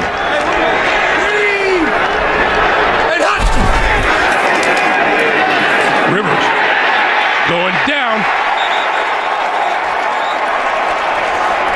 at about the 25-yard line. Andre Branch, one of the Dolphins, in on the sack. Along with, let's see if Cameron Wake gets in there. Yes, he does. Cameron Wake, once again, Andre Branch working around that other side. You saw Barksdale was getting help, trying to get the double team, the chip. Trying to come out of the backfield there, and all it did is it chipped him to the inside, and then when Rivers tried to slide up into the pocket, he was brought down. 3rd and 9.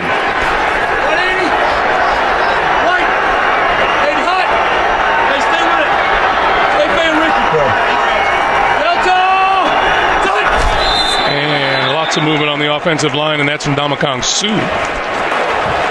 Neutral zone infraction. Defense number 93, unimpeded to the quarterback. 5-yard penalty, 3rd down. So that'll cost the Dolphins 5 yards. Meanwhile, Cameron Wake getting double teamed on that one. This time single block is able to get around and get the sack with Mario Williams. Some matchup we said we'd be watching most of the day is getting this second half started. Wake with another, I don't know if you give him a full sack or a half sack on that last one with Andre Branch, but he was involved. so on 3rd and 4. Rivers, quick pass. That is complete, and that's good for a first down and then some across the 40 to the 42-yard line. Tyrell Williams.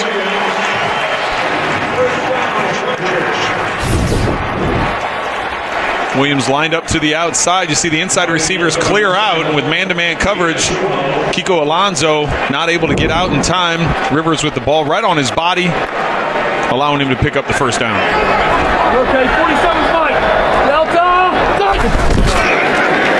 And this is Gordon.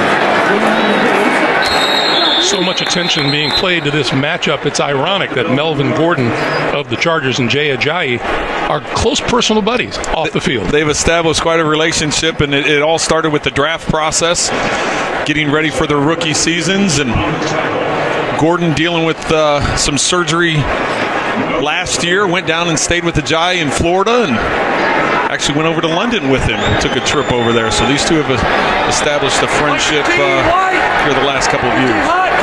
Both very proud of each other.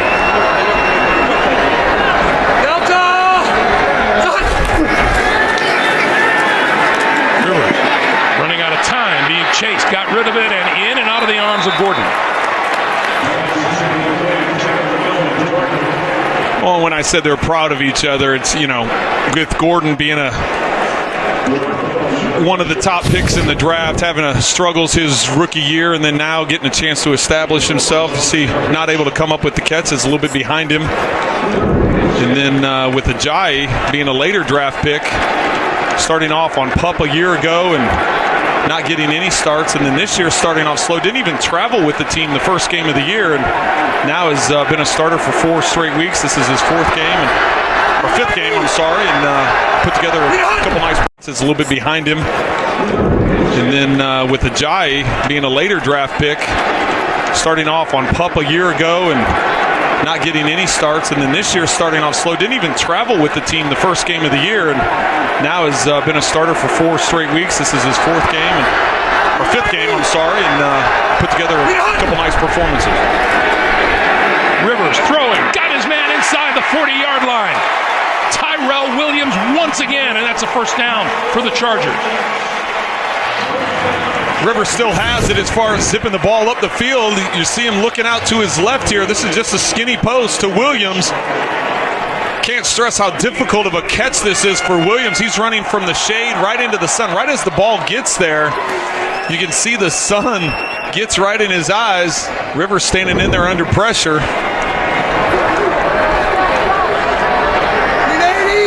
So a new set of downs for the Chargers.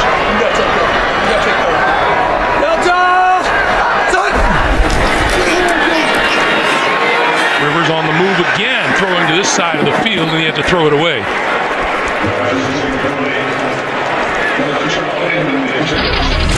You could hear at the last second Rivers yelling to Gates, hey, you got 30, you got 30. And then as that play was snapped, Gordon tried switching from the left over to the right to pick up Rambo, and having 2 guys there to block 1 safety coming off the edge didn't allow an outlet for Rivers, and just really had to slide over and throw it away. You aren't understanding every single thing Philip is yelling out there, are you? Well, I do know that it was easy to pick up that Delta is his Omaha. Everybody, Peyton Manning made the Omaha thing, so Delta is Philip Rivers' call to get the ball snapped when he's in shot. Here's Gordon.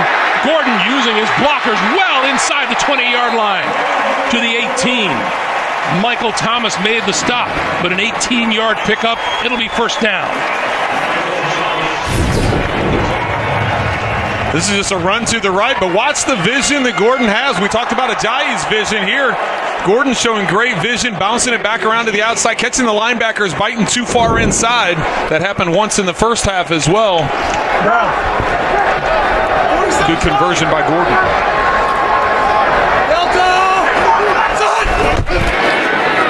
Gordon again.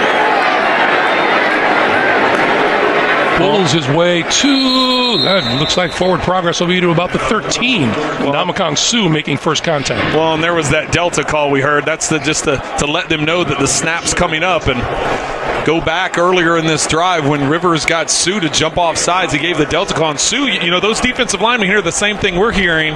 They try and time it up with what the words are that Philip Rivers is using, or a silent count that he may be using. So he got him earlier on it. You can do some dummy counts with, even though you're calling out that Delta call.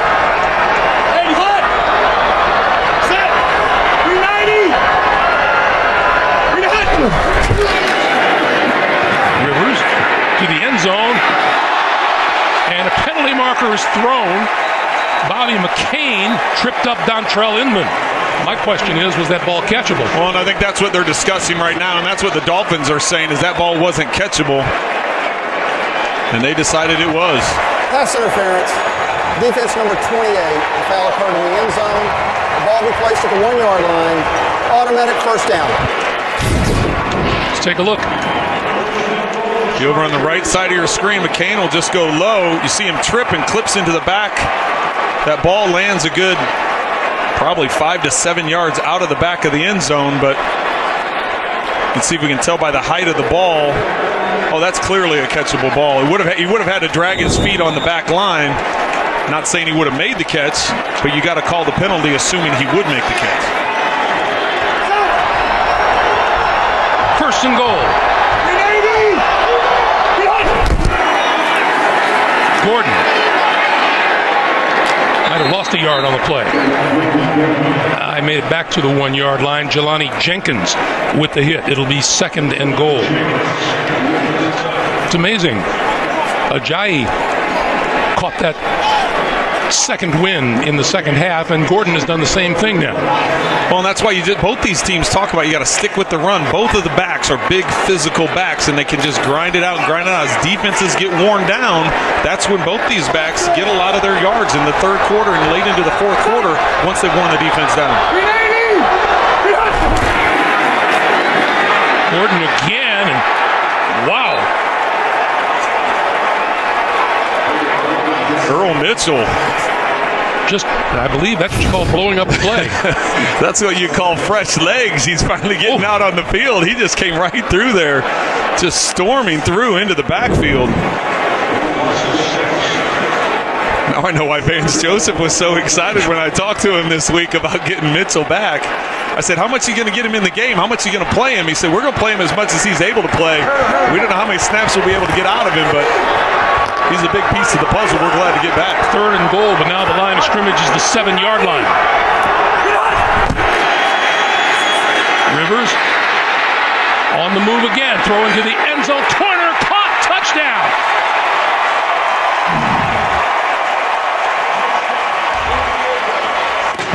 The rookie, Hunter Henry.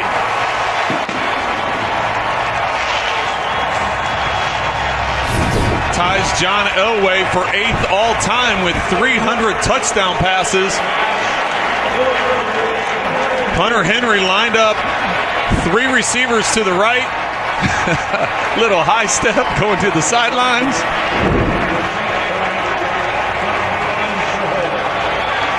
So the Chargers retake the lead.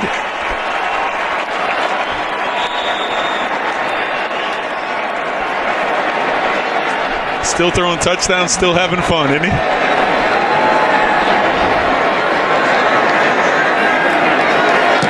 And the extra point is good. 5:36 to play in the third. The Chargers come right back on the Rivers to Henry, TD, and they lead by 3.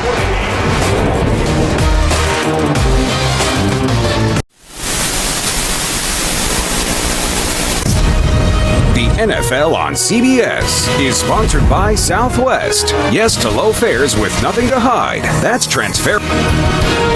Garmin Fitness. Let's beat yesterday. And by AutoTrader. Find your perfect new, used, or certified car on AutoTrader.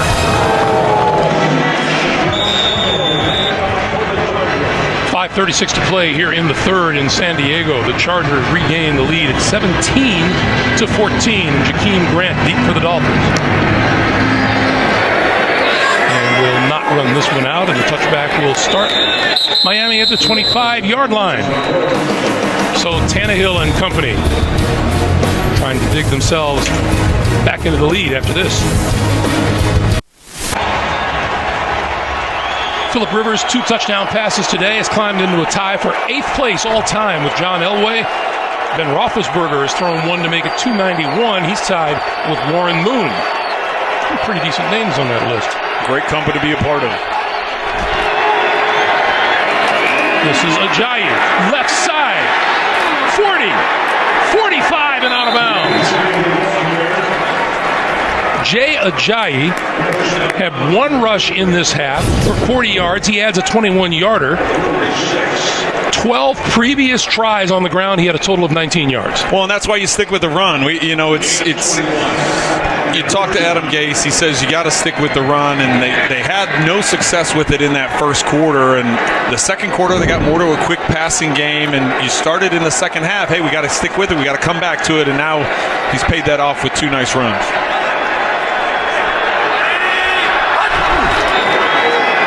Tannehill. That's grabbed by Landry.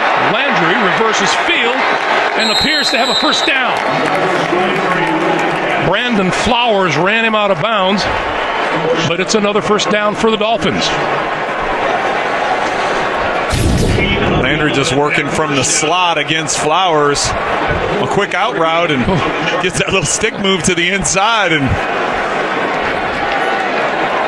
So a couple of decent runs by Jay Ajayi, and instead of constantly going to him now, it seems to open up the playbook more. It does, and it's opening up the defense. And that's where John Pagano and the Chargers defensively have to make some adjustments. They can't over-pursue because the two long runs were both set to go to the right, and he wound it back to the left because of the collapse of the defense. Tannehill had it tipped, and making a play on it and not being able to come up with it was Casey Hayward. Well, that's where something's got to give in this game. We're going to see Hayward undercut this out route to Parker, and coming into this game, the 3-game winning streak that the Dolphins hadn't turned the ball over, still haven't turned the ball over, but the Chargers the last 2 weeks, they've created 3 turnovers in both of the last 2 games. So right now, the Dolphins are hanging tight to that no turnover policy.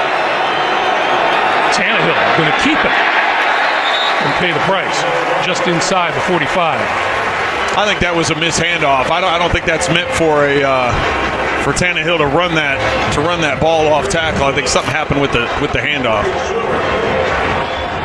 We have not had a turnover here today.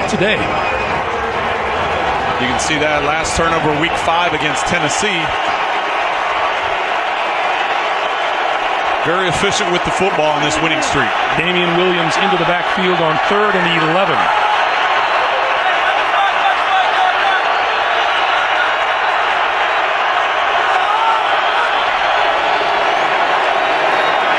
Tannehill got away, looking, and is going to run it.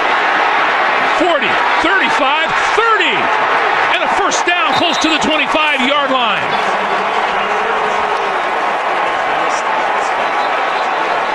Melvin Ingram, who has been all over the field for the Chargers defense today, missed a key tackle. Well, and we had a chance. We had a chance to talk to Corey Leggett about Ryan Tannehill, and we said, okay, are there some similarities between Marcus Mariota, who you played a week ago, since he's a mobile quarterback? He said the difference is Mariota wants to run. With Tennessee and Tannehill, he wants to run to buy time. He will run if he has to, and he's athlete enough to do it. We have a player down on the far side of the field. We'll check on him as we take a break.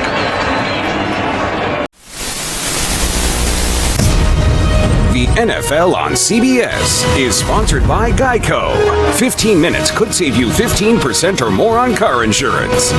And by Nissan. Innovation that excites.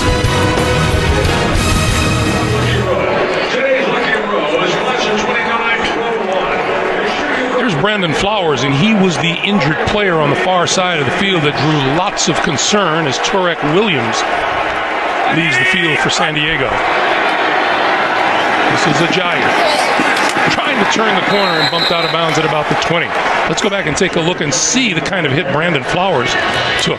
Well, you see the angle that Brandon Flowers is taking. He thinks that Tannehill's going out of bounds. As Tannehill changes back direction, he tries getting the tackle in. His head hits his hip and then hits the ground. See the concern that a lot of the Dolphins players on their sideline had immediately as that play happened. Jay Ajayi, 16 yards rushing in the first half, 71 so far here in the third. And they'll give it to him again. Right up the middle, and Corey Toomer was the first to hit him and corral him. Meanwhile, that's Brandon Albert, who left the game in the first half and is back on the offensive line for Miami with his left hand in a cast. Well, you see Tunzel sliding back to his position he's played most of the year in there, left guard. Here's a big 3rd and 2.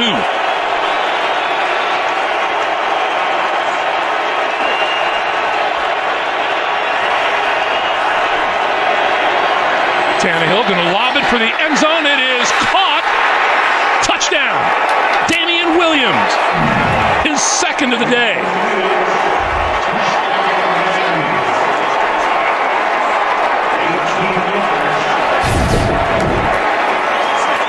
Damian Williams, they split him out to the outside, just trying to get a matchup that they liked, and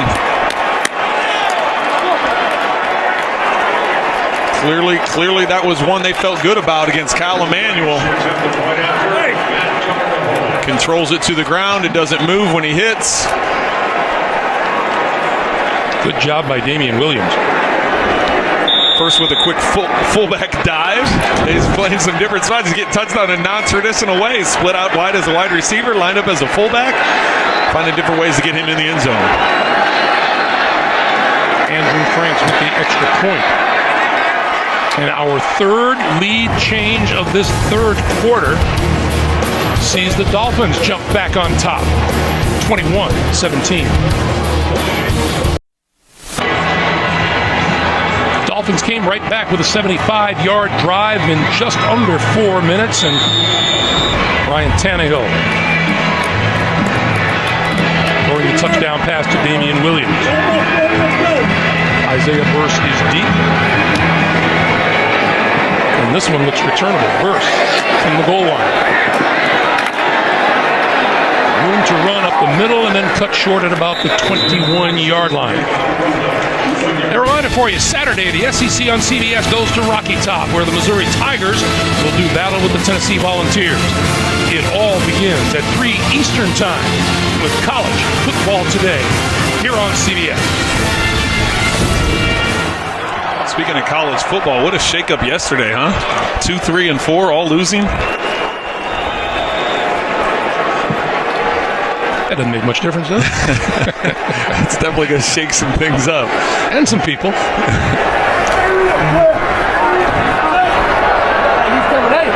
Oprah Reagan! Oprah Reagan?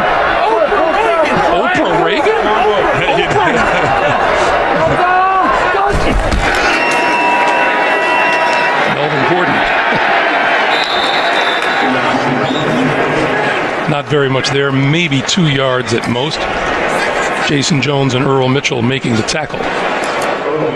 Brandon Flowers, incidentally, has been taken off to the locker room for evaluation after that hit that his head took. Yeah, I think that's an automatic thing. Once you see a player stay down like that and you get evaluated, he came to the sideline. He looked good, but I think, yeah, it's the smart thing to do for the Chargers to take him in and reevaluate him. Rivers had to throw in a hurry and just got rid of it. And Mario Williams applying the pressure. 3rd and 9. You see on first down, the Chargers trying to stick with the run and nothing there, trying to get to that pass. And Vance Joseph mixing things up from a defensive call standpoint. That time having Mario Williams on a twist to the outside and comes around outside back into the inside, get a free running lane up the middle, and continually trying to move those bodies around up front, cause some confusion for the pass protection. San Diego 3 for 3 on 3rd down here in this quarter. And we get a penalty flag and an offsides call upcoming against Cameron Wake and the Dolphins. Neutral zone infraction. Defense number 91. 5-yard penalty. 3rd down. Wake actually moves twice on this. He appears to get back, but then the second time when he goes, it causes an early flinch there by Barksdale, and as soon as the lineman moves because the defense made him move, then the flag's gonna come out and makes this a much more manageable 3rd down for Rivers. 3rd and 4.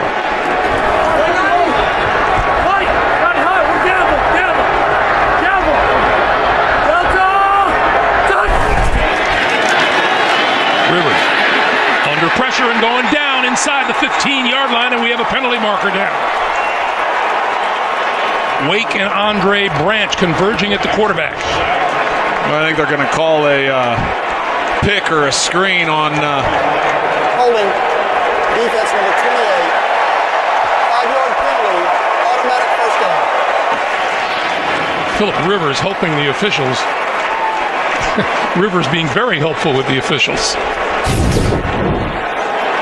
Well, it's going to be here. What I was talking about was the pick that takes place. I thought that's where the flag came in. Is you're going to see it. Inman doesn't even come in and square up like he's trying to catch the ball. He literally goes up and throws a shoulder in Alonzo's. But the sack was already taking place when that happened. You see the hold right there on 28. That's where they called the holding call on McCain. But you could see the pick took place as well. The hold coming before the pick. Fourth first down for the Chargers today via the penalty against Miami. And this is Gordon.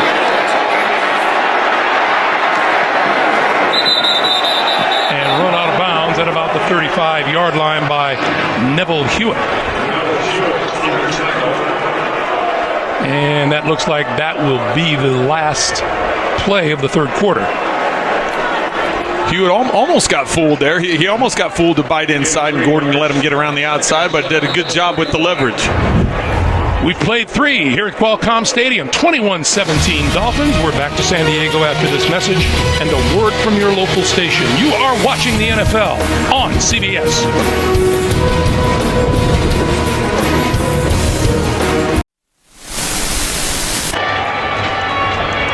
Start of the fourth, we are in San Diego, along with our producer Jim Rickoff, our director Suzanne Smith, Greg Gumbel, Trent Green, Jamie Erdahl. 21-17 Miami.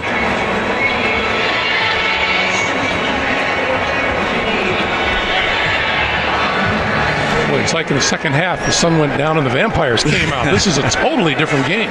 Yeah, the first quarter was more of a let's grind it out. We're trying to establish the run, and neither team was moving the football. And now all of a sudden, second quarter and definitely into the second half, things have loosened up, and both offenses have been running pretty efficiently. Rivers on 2nd and 7.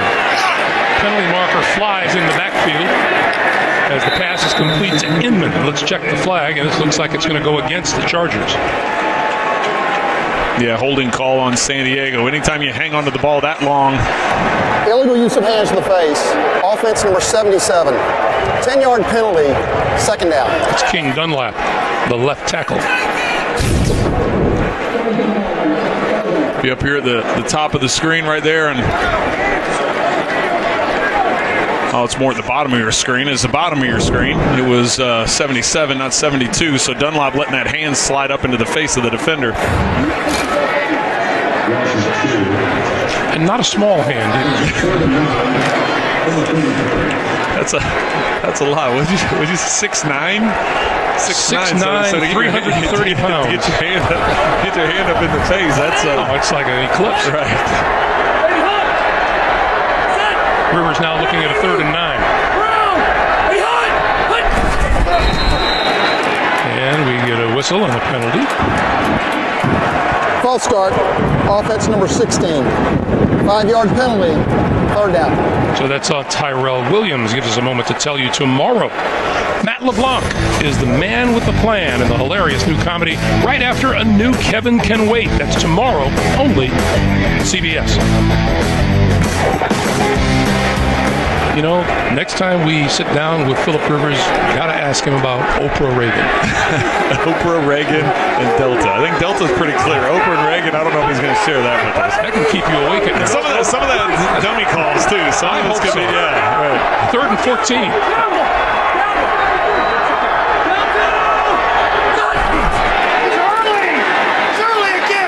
Rivers throwing this side, and that is complete and out of bounds. Short of the 40-yard line is Griff Whalen, and that will not be enough for a first down.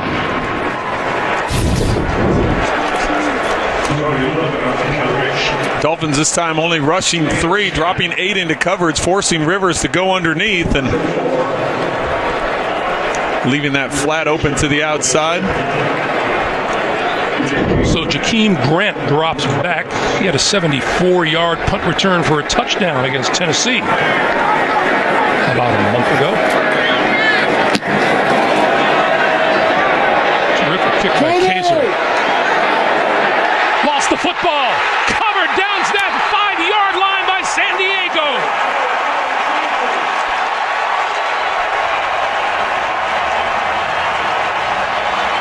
The first turnover of the day, and it is a huge one. Well, it's the first turnover for the Dolphins since week 5, and only appropriate that Stuckey was the one to get the fumble recovery after getting beat. Lost it, couldn't get back, and Darryl Stuckey covered it. Stuckey got beat earlier in the game to set up that touchdown run by Williams. This time, great hustle on his part to get the fumbled punt return. I believe he had one go through his hands in the first half, but he covered it. He did, and like I said, that's the Dolphins' first turnover since week 5. So the Chargers have been very opportunistic here the last few weeks in creating turnovers. This time coming on special teams. Rivers, first and goal at the 5.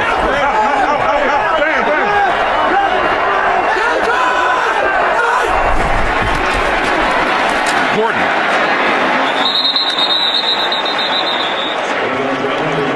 And it'll be second and goal. Trying to cause some confusion with the movement that's going on behind the line of scrimmage. They've got Hunter Henry moving from side to side. You can see Phillip Rivers calling different calls.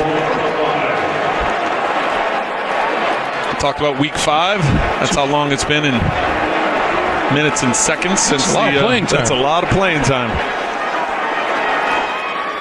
Meanwhile, the Chargers have registered at least one takeaway in every game they've played this year.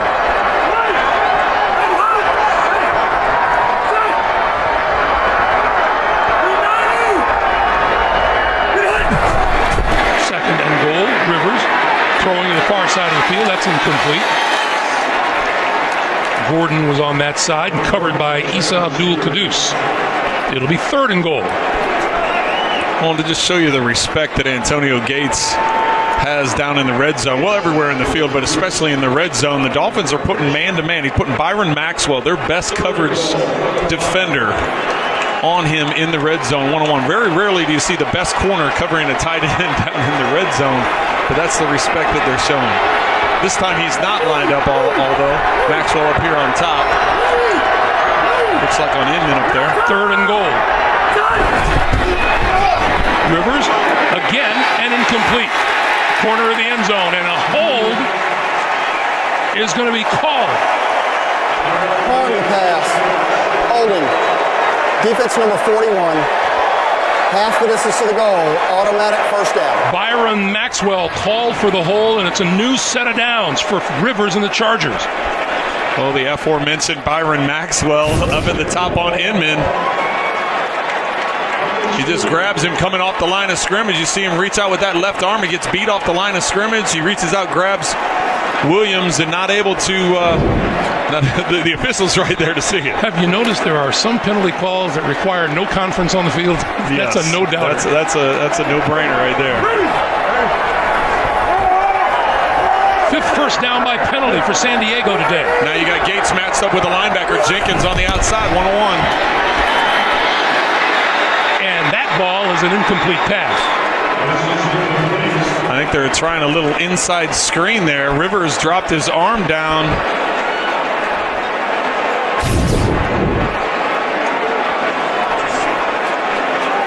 Who's he trying to get it to? I don't know, because Gordon went the other way, so.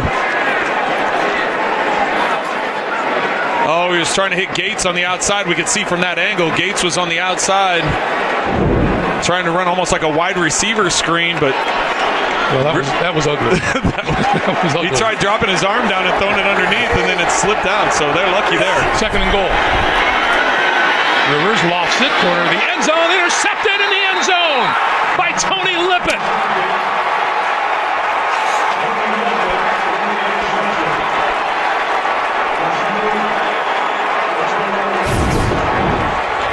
Lippett on the outside, just hanging there in zone. In a game that was missing turnovers, it's now suddenly raining turnovers.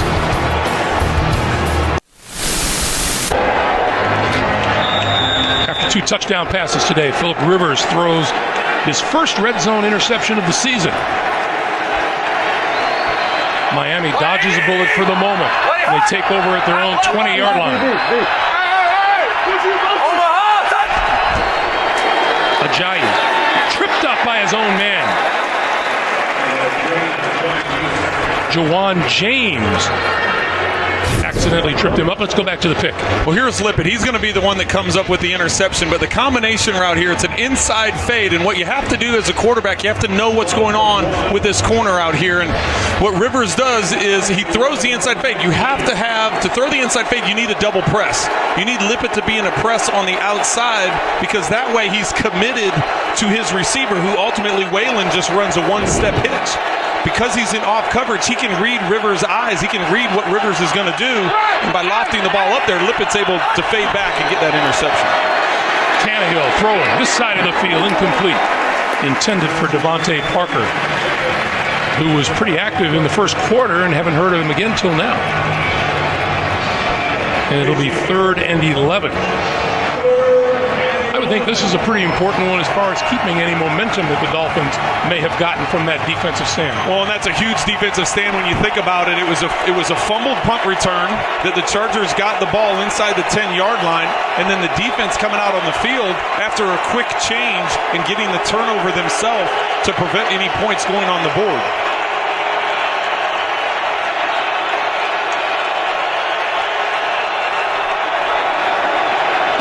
Tannehill under pressure, had to get rid of it in a hurry, and it falls incomplete.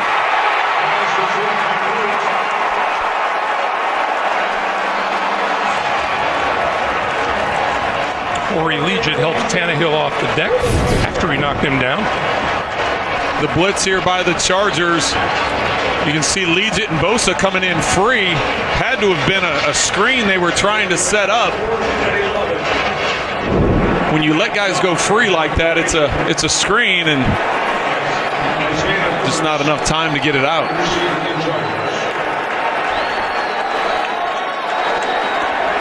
So now Matt Darr, all the pressure on him to try and flip the field with a long punt. And he does a great job. This one bouncing inside the 25 and touched by the Dolphins.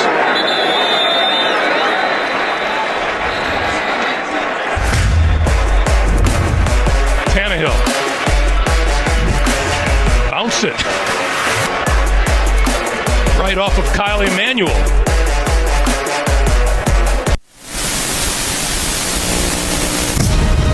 The NFL on CBS is sponsored by the all-new versatile Honda Ridgeline. The Home Depot. More saving, more doing. And by State Farm. Talk to an agent today at 800-STATE-FARM.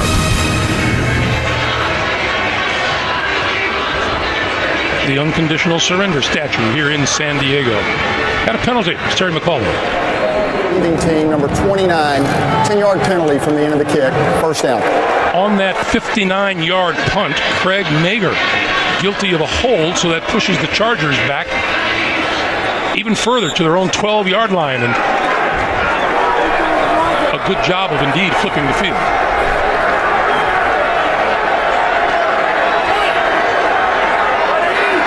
So Rivers and the Chargers from their own 12.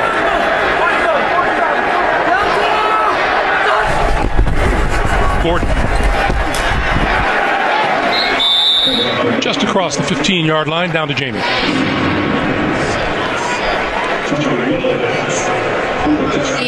We are without Mario Williams right now, all towards the end of that last defensive series for the Dolphins. He was on the sideline working out his left ankle. He had it taped.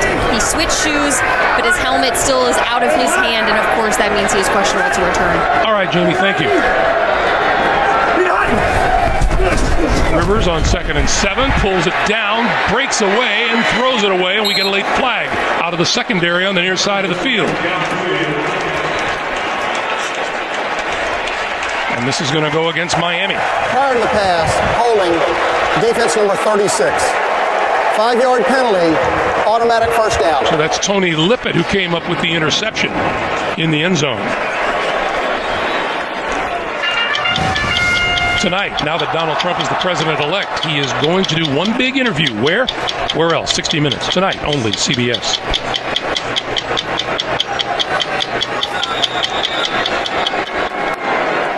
Lippett with the pass interference or holding call against Williams as he was trying to work his way up the field and run an out route.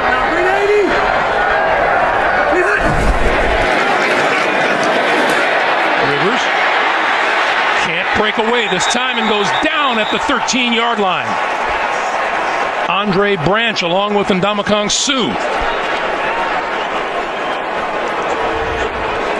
It is an active and disruptive front four that the Miami Dolphins have. Well, and this time they blitz both Jenkins and Kiko Alonso up the middle. Jenkins with that initial pressure. See the rest of the pocket collapse. There's nowhere for Rivers to go. As you see, Jenkins he dumps Gordon right on the back of his head.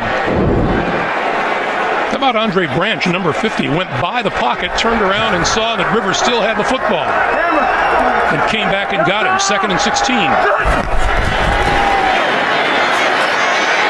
Rivers.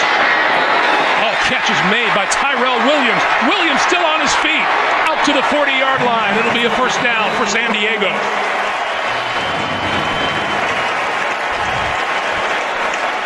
Rivers under pressure once again. Earl Mitchell's coming around to the outside, and he's got a free shot. Rivers able to place it over the top of Kiko Alonso right in the middle of that zone. Heck of a throw to stand in there, and that's tough to do. Get it over the top of a linebacker knowing you're going to take a hit, and he drops it right in there. So, new set of downs. Chargers at their own 39. Rivers to throw again. Out of the backfield is Gordon, and Gordon with the catch across the 40 to 43. Probably no better example of how a quarterback, if you throw an interception, you really do have to shake it off right away and move forward. It's almost that one snap and clear. It doesn't matter if you throw an interception or a touchdown. You got to get it ready for the next snap. And Phillip Rivers has been through it enough that he understands he left some points on the table. Even if that's an incomplete, the Chargers are in position to get a field goal. So you got to be able to get that out of your head and come right out and know that fourth quarter you got to drive your team down and try and get this win. 2nd and 6. 8:45 to play in the fourth. Rivers looking to the near side of the field and almost grabbed out of the air by Dontrell Inman. Tried for the one-handed grab. The ball was a little bit behind him. Inman lined up one-on-one with Lippett to the outside, and Rivers really puts this on a rope. He ends up putting a little bit more air on it. Maybe Inman can make an adjustment and get back to it more, but just not quite in sync on that route. That came really close to be a great reception. 3rd and 6.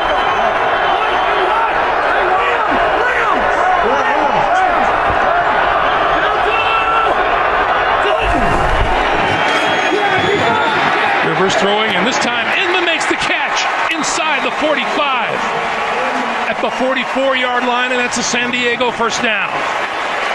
Yeah, we talked about Tannehill standing in there and making throws. Phillip Rivers this time. Kiko Alonso coming up free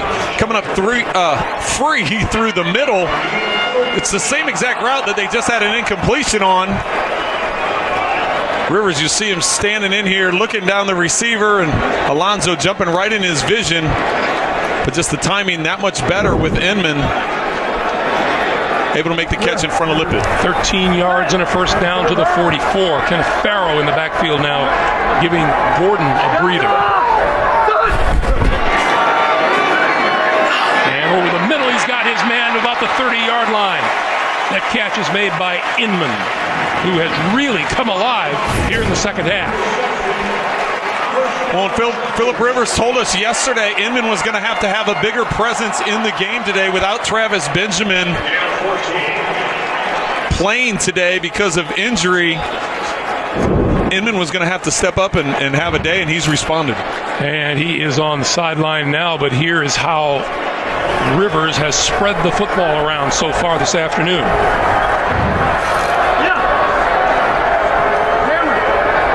First down at the 30. Rivers with time, throwing and intercepted at the 15-yard line by Byron Maxwell.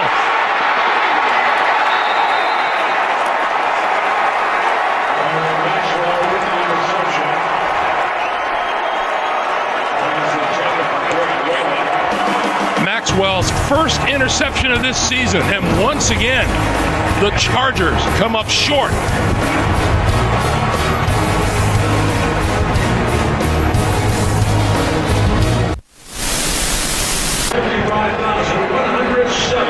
Just under 7 minutes to play here in the fourth quarter. And Rivers hit with another pick. And the Dolphins have been doing that a lot lately.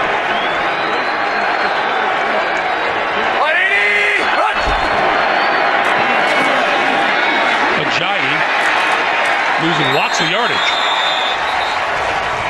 Let's go back to that interception. Well, what you're going to have is on the outside, you got Whalen running a go route. He's just going to go up the field, but you have Gates. He's just going to do an out route. Now, the thing that Phillip Rivers needs to see is he needs to see a deep safety that's going here. So Maxwell, when he's dropping in coverage, he's going to be looking back at the quarterback because he knows he has deep help. And so when he goes to throw, when Rivers goes to throw to Gates, he floats it too much. That's what allows Maxwell to fall off on the outside because he knows he has help over the top. Just not a very accurate throw or accurate read by Phillip Rivers. And on a day that he ties John Elway with 300 touchdown passes, made a couple mistakes the last 2 drives. Ajayi out of the backfield. Penalty marker is down on the near side.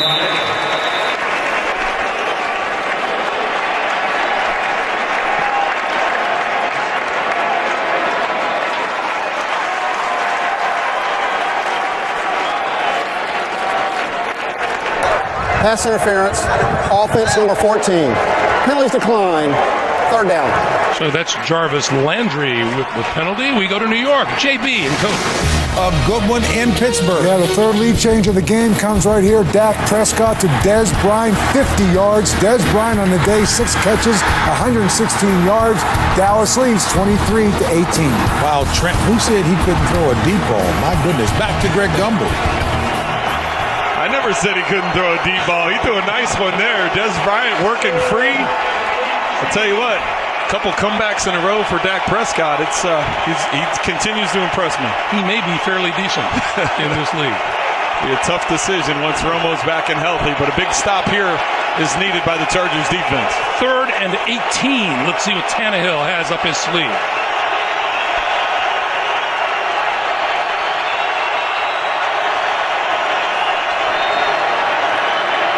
Bosa draws the penalty flag. The pass downfield is caught inside the 30-yard line by Devontae Parker, but let's check the flag.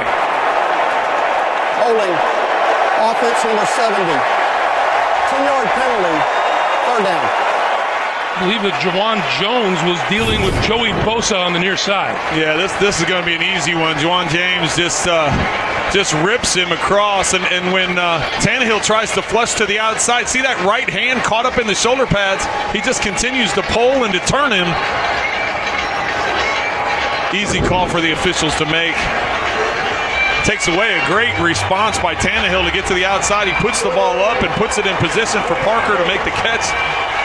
Nice job by Parker coming back, catching at a high point.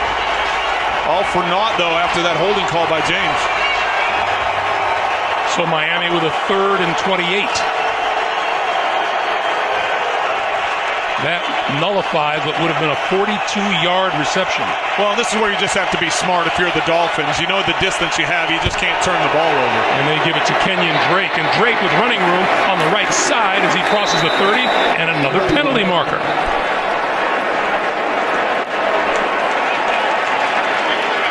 Looks like they're going to get holding on the Dolphins. Holding, offense number 10. Penalties decline, 4th down. That penalty is on Kenny Stills. And that will bring on the punting unit for Miami. So we've talked about it before, Trent. Now, once again, Phillip Rivers is going to have to forget about the interception. You have to forget about it and go on. It's, the unfortunate thing is really going back to the first interception is you're in position to get the field goal, which all of a sudden this is a 1-point game if you're able to get that field goal. But now down by 4, you need to go down and get a touchdown with, looks like we're going to have under 5:20 to go here in the game. Isaiah Burse at the 22. Breaking free. Across the 40 to about the 42-yard line. Good job by Isaiah Burse, the 2nd-year wide receiver out of Fresno State, and now the offense back into the hands of Phillip Rivers. Can he turn it around?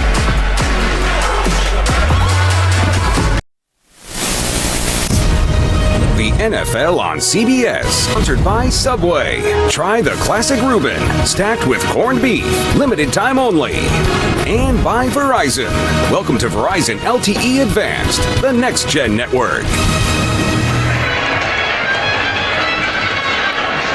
We went most of this game without a turnover, and lately there have been 3, but neither team has been able to capitalize. We have no points off of 3 combined turnovers so far today.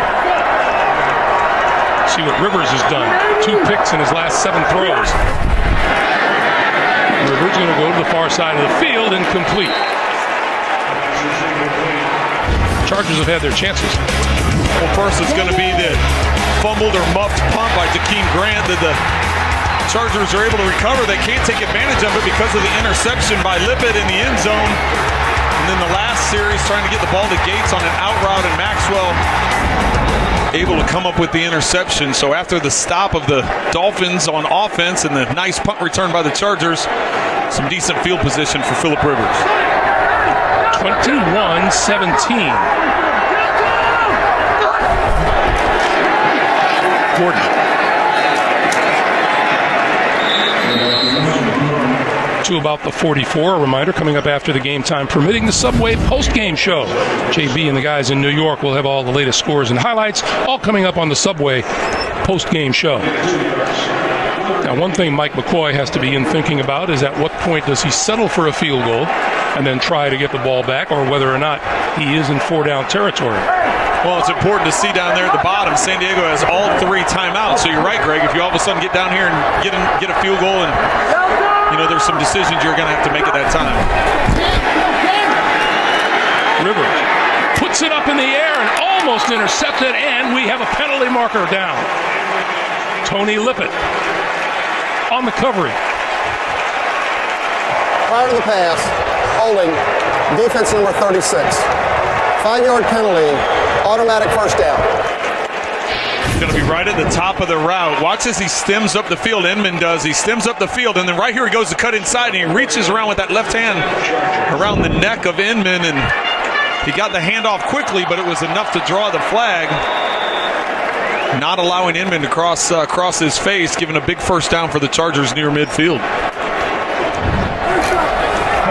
That is 7 first downs by penalty. Rivers. This back shoulder never developed because Tyrell Williams kept on going. It'll be 2nd and 10. Well, that's not a good sign for Tyrell Williams when, as he's running by the head coach, McCoy throws his arms up like, where are you going? Right down the sideline, and once again, a miscommunication there. Phillip Rivers, 22 times in his career as he trailed in the 4th quarter, brought the Chargers back for a victory just a few weeks ago in Atlanta, down by a touchdown in the 4th quarter, bringing them back to tie it and then ultimately win it in overtime. So this is something he's familiar with. 2 yards separate the totals of these 2 teams today.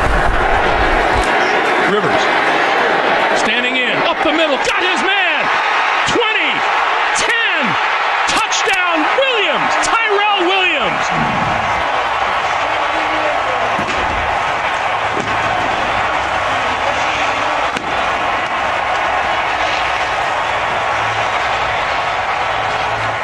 Great touch by Rivers, throwing the ball up the middle of the field. It's going to come down the middle. You're going to see the safety work over the top to help to this side. Rivers just puts it over the outstretched hands. See the safety undercut. Can't get to it. Great throw by Rivers. Did he do a good enough job of forgetting about the picks? That's why he's been so good for so long, is you have to have a short memory. Big extra point. Well, and it's up to that man. We just saw Ryan Tannehill. Now he has some time. The kick is good. 4:04 to play in the 4th. San Diego on the 51-yard touchdown pass leads 24-21.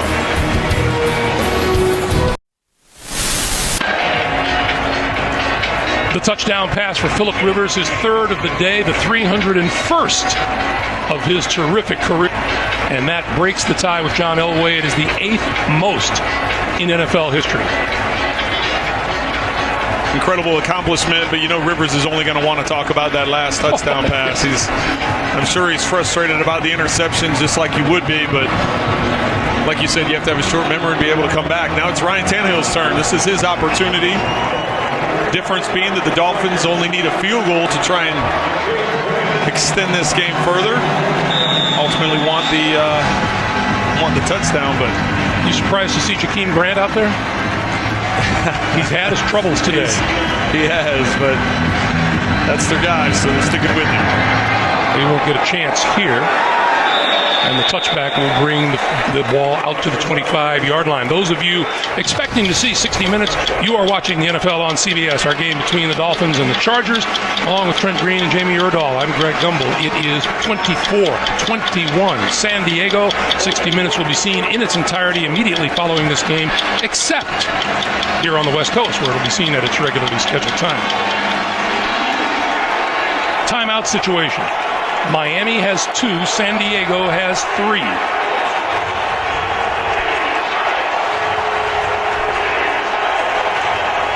It is a Chargers defense without Brandon Flowers, a starting cornerback who suffered an apparent head injury and has been undergoing evaluation since earlier in the first half here. Ajayi in the backfield.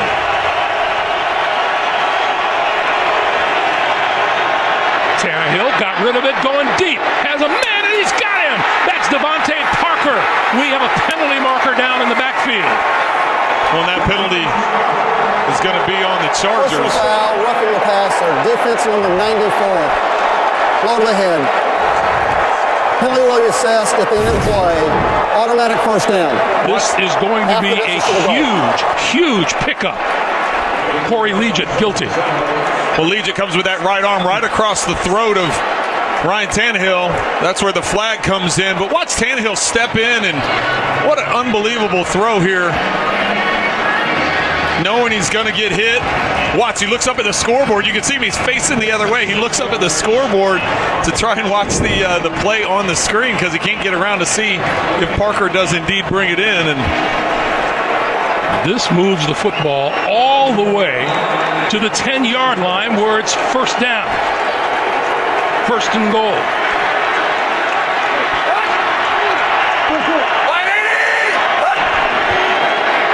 Ajayi.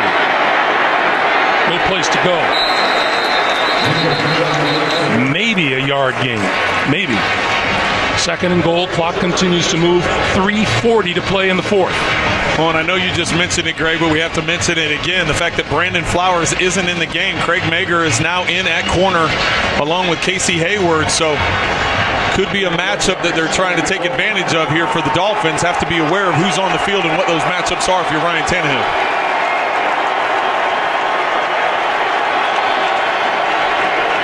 Last 2 games the Dolphins have played, Ryan Tannehill has brought them from behind in the fourth quarter to win. Tannehill, end zone, incomplete. Deion Sims, the nearest receiver. It'll be third and goal. Now what do you call, Trent? Well, I think you still have to stick with the pass. The problem is that the Chargers know it as well. So Joey Bosa, Melvin Ingram, they're going to be coming after it knowing that you have to throw here.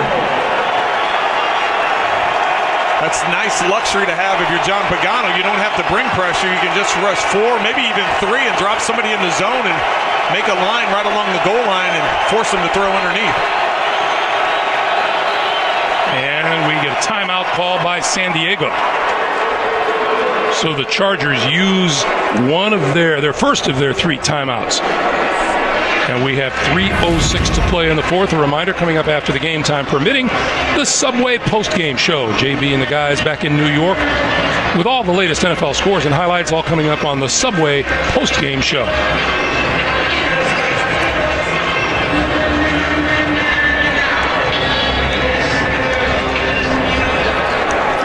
It's kind of where the head coaches and the coordinators make their money, isn't it? And the quarterbacks. And the quarterbacks. That's right. And the O-line. So Tannehill has to be smart with this football. Been very efficient today. 17 to 23, 240, 2 touchdowns, no interceptions. This is not the time to try and squeeze it into coverage and get a costly interception. If it's there, take it. If not, sail it. Try and tie this thing up. Miami's third trip to the red zone. They have touchdowns their 2 previous trips. Third and goal. Gonna lob it. It is incomplete.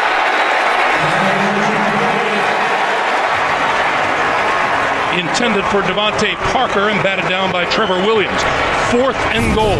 Well, and that's the matchup you want. You got Parker 6'3" against the rookie Trevor Williams, trying to get the touchdown, but also trying to get the penalty there. And you can see both players getting a little handsy, but no flag is thrown as we get ready to try the field goal. I thought a handful of jerseys was a little more than handsy. A little more handsy. Here is Andrew Franks for a tie game. And once again, San Diego with a timeout.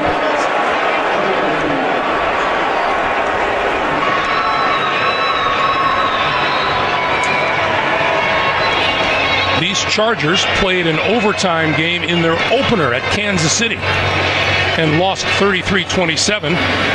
And then about 3 weeks ago, went up to Atlanta and won in overtime, 33-30.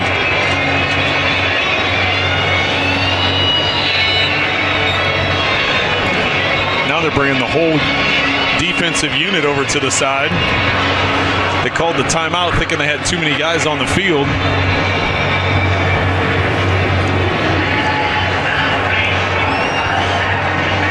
This will be a 27-yard field goal attempt to tie the game. Well, Franks has two kicks that have been blocked this year.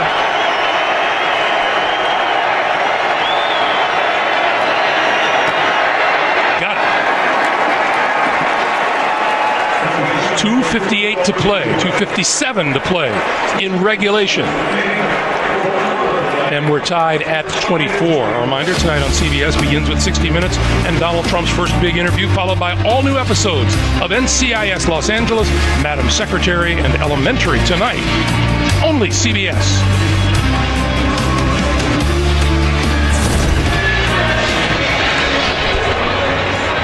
Well, as I'm sure both coaches will say in the meetings afterwards, this was interesting.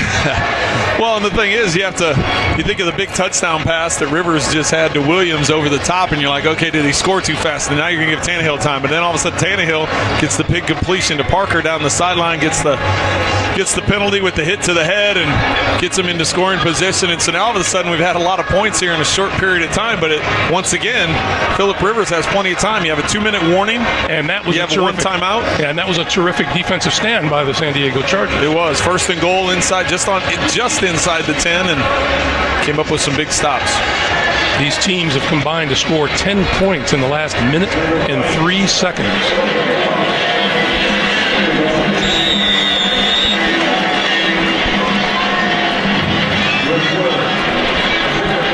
Two deep guys for the Chargers. Isaiah Burse, 89, Griff Whalen, 83. And they will not get a chance to return this one. Completely out of the end zone, and the Chargers will start from their own 25-yard line with 1 timeout remaining, plus the 2-minute warning. And Phillip Rivers with 26 career comeback wins in either the 4th quarter or overtime. Well, considering this game started 0-0 after the first quarter, neither offense was able to do much of anything. Then all of a sudden things started loosening up in the second quarter. Got to be 10-7 at halftime, and just an exciting finish to this game. Neither of these teams has a kicker that's been connecting from long range. Josh Lambo's longest this season is 47. Andrew Franks' longest is 41.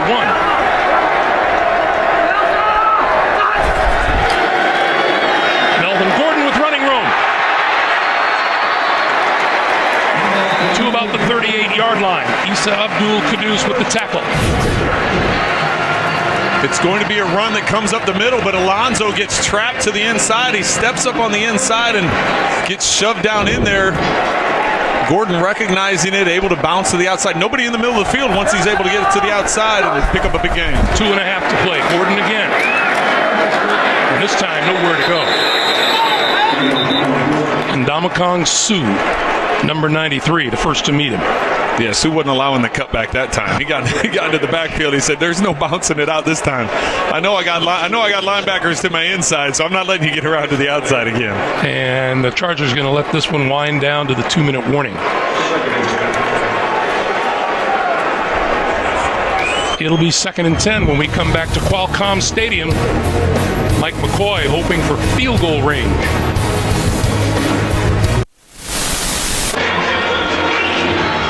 Along with Trent Green and Jamie Erdahl, Greg Gumbel, and the rest of our CBS Sports crew at Qualcomm Stadium. 2 minutes to play. In regulation, we are tied at 24.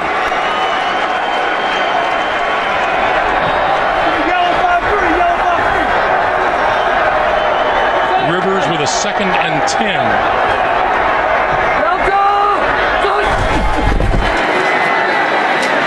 Screen for Gordon. Gordon with a blocker. Midfield, 45 and down to the 42-yard line.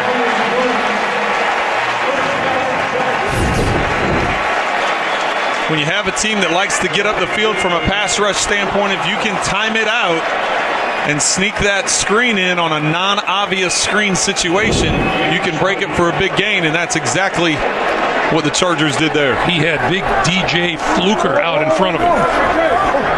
Under a minute and a half to play.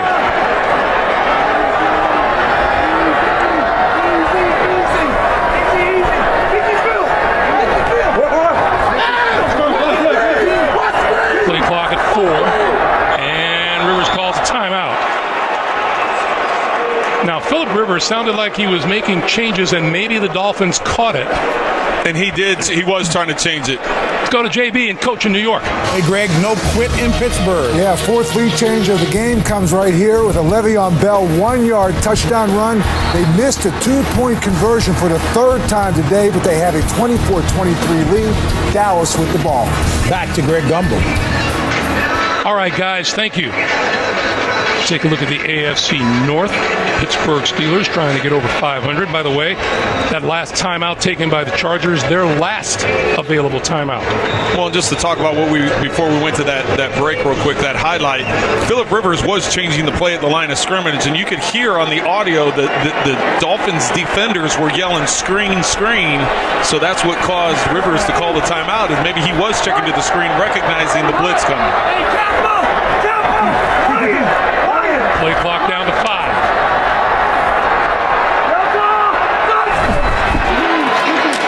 Rivers got rhythm and intercepted. Picked off by Kiko Alonso. Alonso to the 20, the 10, the 5, touchdown.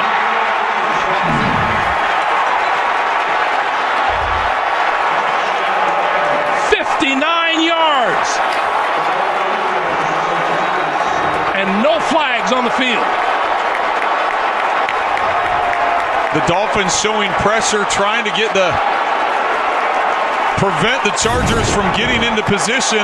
Alonso's going to be here, and what he's going to, as the ball is snapped, he drifts over and undercuts the ball. Watch the Miami defenders blitz. You see all the bodies coming in. Rivers knows he has to get rid of the ball, but Alonso reads the underneath, the short throw. He realizes pressure is coming quick. He knows where the ball is going to go or has to come out quickly. Rivers just doesn't see him as Alonso drops from the middle of the field. He comes over, he recognizes what's going on and just undercuts it and has the speed to take it to the house. With a minute and 1 second remaining on the clock in regulation. The third interception thrown by Philip Rivers today.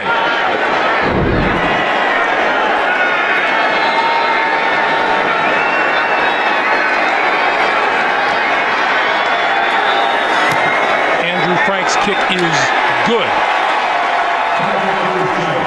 It is officially a 60-yard return. Boy, this game has changed so much here in the last quarter and a half. It just the Dolphins staring down the barrel of a possible game-winning field goal and just absolutely turn it around. Look at the bodies. What are they rushed? 2, 4, 6 guys. They had 8 in the box at the rush or at the snap. 6 of them rushed. 2 of them dropped into coverage. Alonso being one of them to drop into coverage, and Williams on the outside just doing a shallow drag route or slant route. That was the hot outlet. Rivers knew he didn't have enough bodies. There weren't enough bodies to protect. He had somebody coming free. He had to get rid of it, and Alonso was all over it. Coming up next, except on the West Coast, 60 Minutes and the first big interview with President-elect Donald Trump. Miami 31, San Diego 24. Rivers will get the ball back, but no timeouts. Yeah, look at some of the timeouts San Diego had to waste. They had the one on special teams where they had to call a timeout because they had too many guys on the field, and they recognized that, called a timeout. And then here, right before the interception, they had to call a timeout because they were running out of play clock time, and Rivers was trying to make an adjustment. So there's 2 timeouts in the last couple of minutes that they could have had for this drive. This will not come out of the end zone, so the touchback means they'll start at the 25-yard line. So here's Rivers. You know he doesn't lack for confidence, but what he does lack is timeouts. Well, and the difference being from the last drive, he only needed to get in position to attempt a field goal. Now you have to get in position and throw a touchdown. So you want to try and conserve as much time as you can. So you want to get the ball out of bounds. But with a minute left, you know that the defense is going to be protecting those boundaries. So the middle of the field is where you need to attack. Try and get up and spike the ball.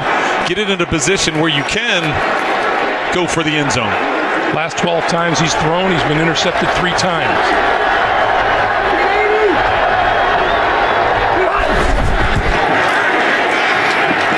Rivers, and out of the backfield is Melvin Gordon is down just across the 35 at the 37-yard line. Well, and the clock keeps running, so now you're under 50 seconds, and that's the luxury the Dolphins have, is they have 4 good pass rushers. They don't need to blitz anybody. Rivers, sideline, intercepted. And it is a turnover. It is picked by Tony Lippett, his second of the day.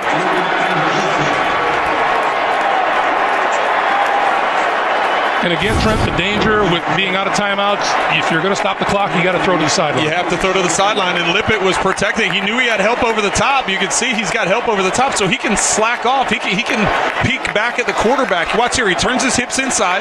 He knows he's got help over the top, so he can fall off because he realizes he's got Bakari Rambo deep in the secondary there, and see, secures the ball, both feet in bounds. He's yelling at Williams, Tyrell Williams, to sit that thing down and come back for it. The Miami Dolphins. First win on the road. First win on the road and a 4-game winning streak. And that'll do it.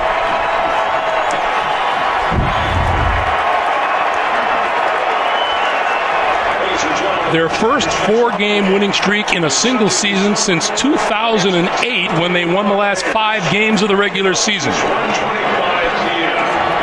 Time will wind down. Phillip Rivers ties a career high with 4 interceptions. And the Miami Dolphins come into San Diego and knock off the Chargers. Our final score, Miami 31, San Diego 24 tonight on CBS.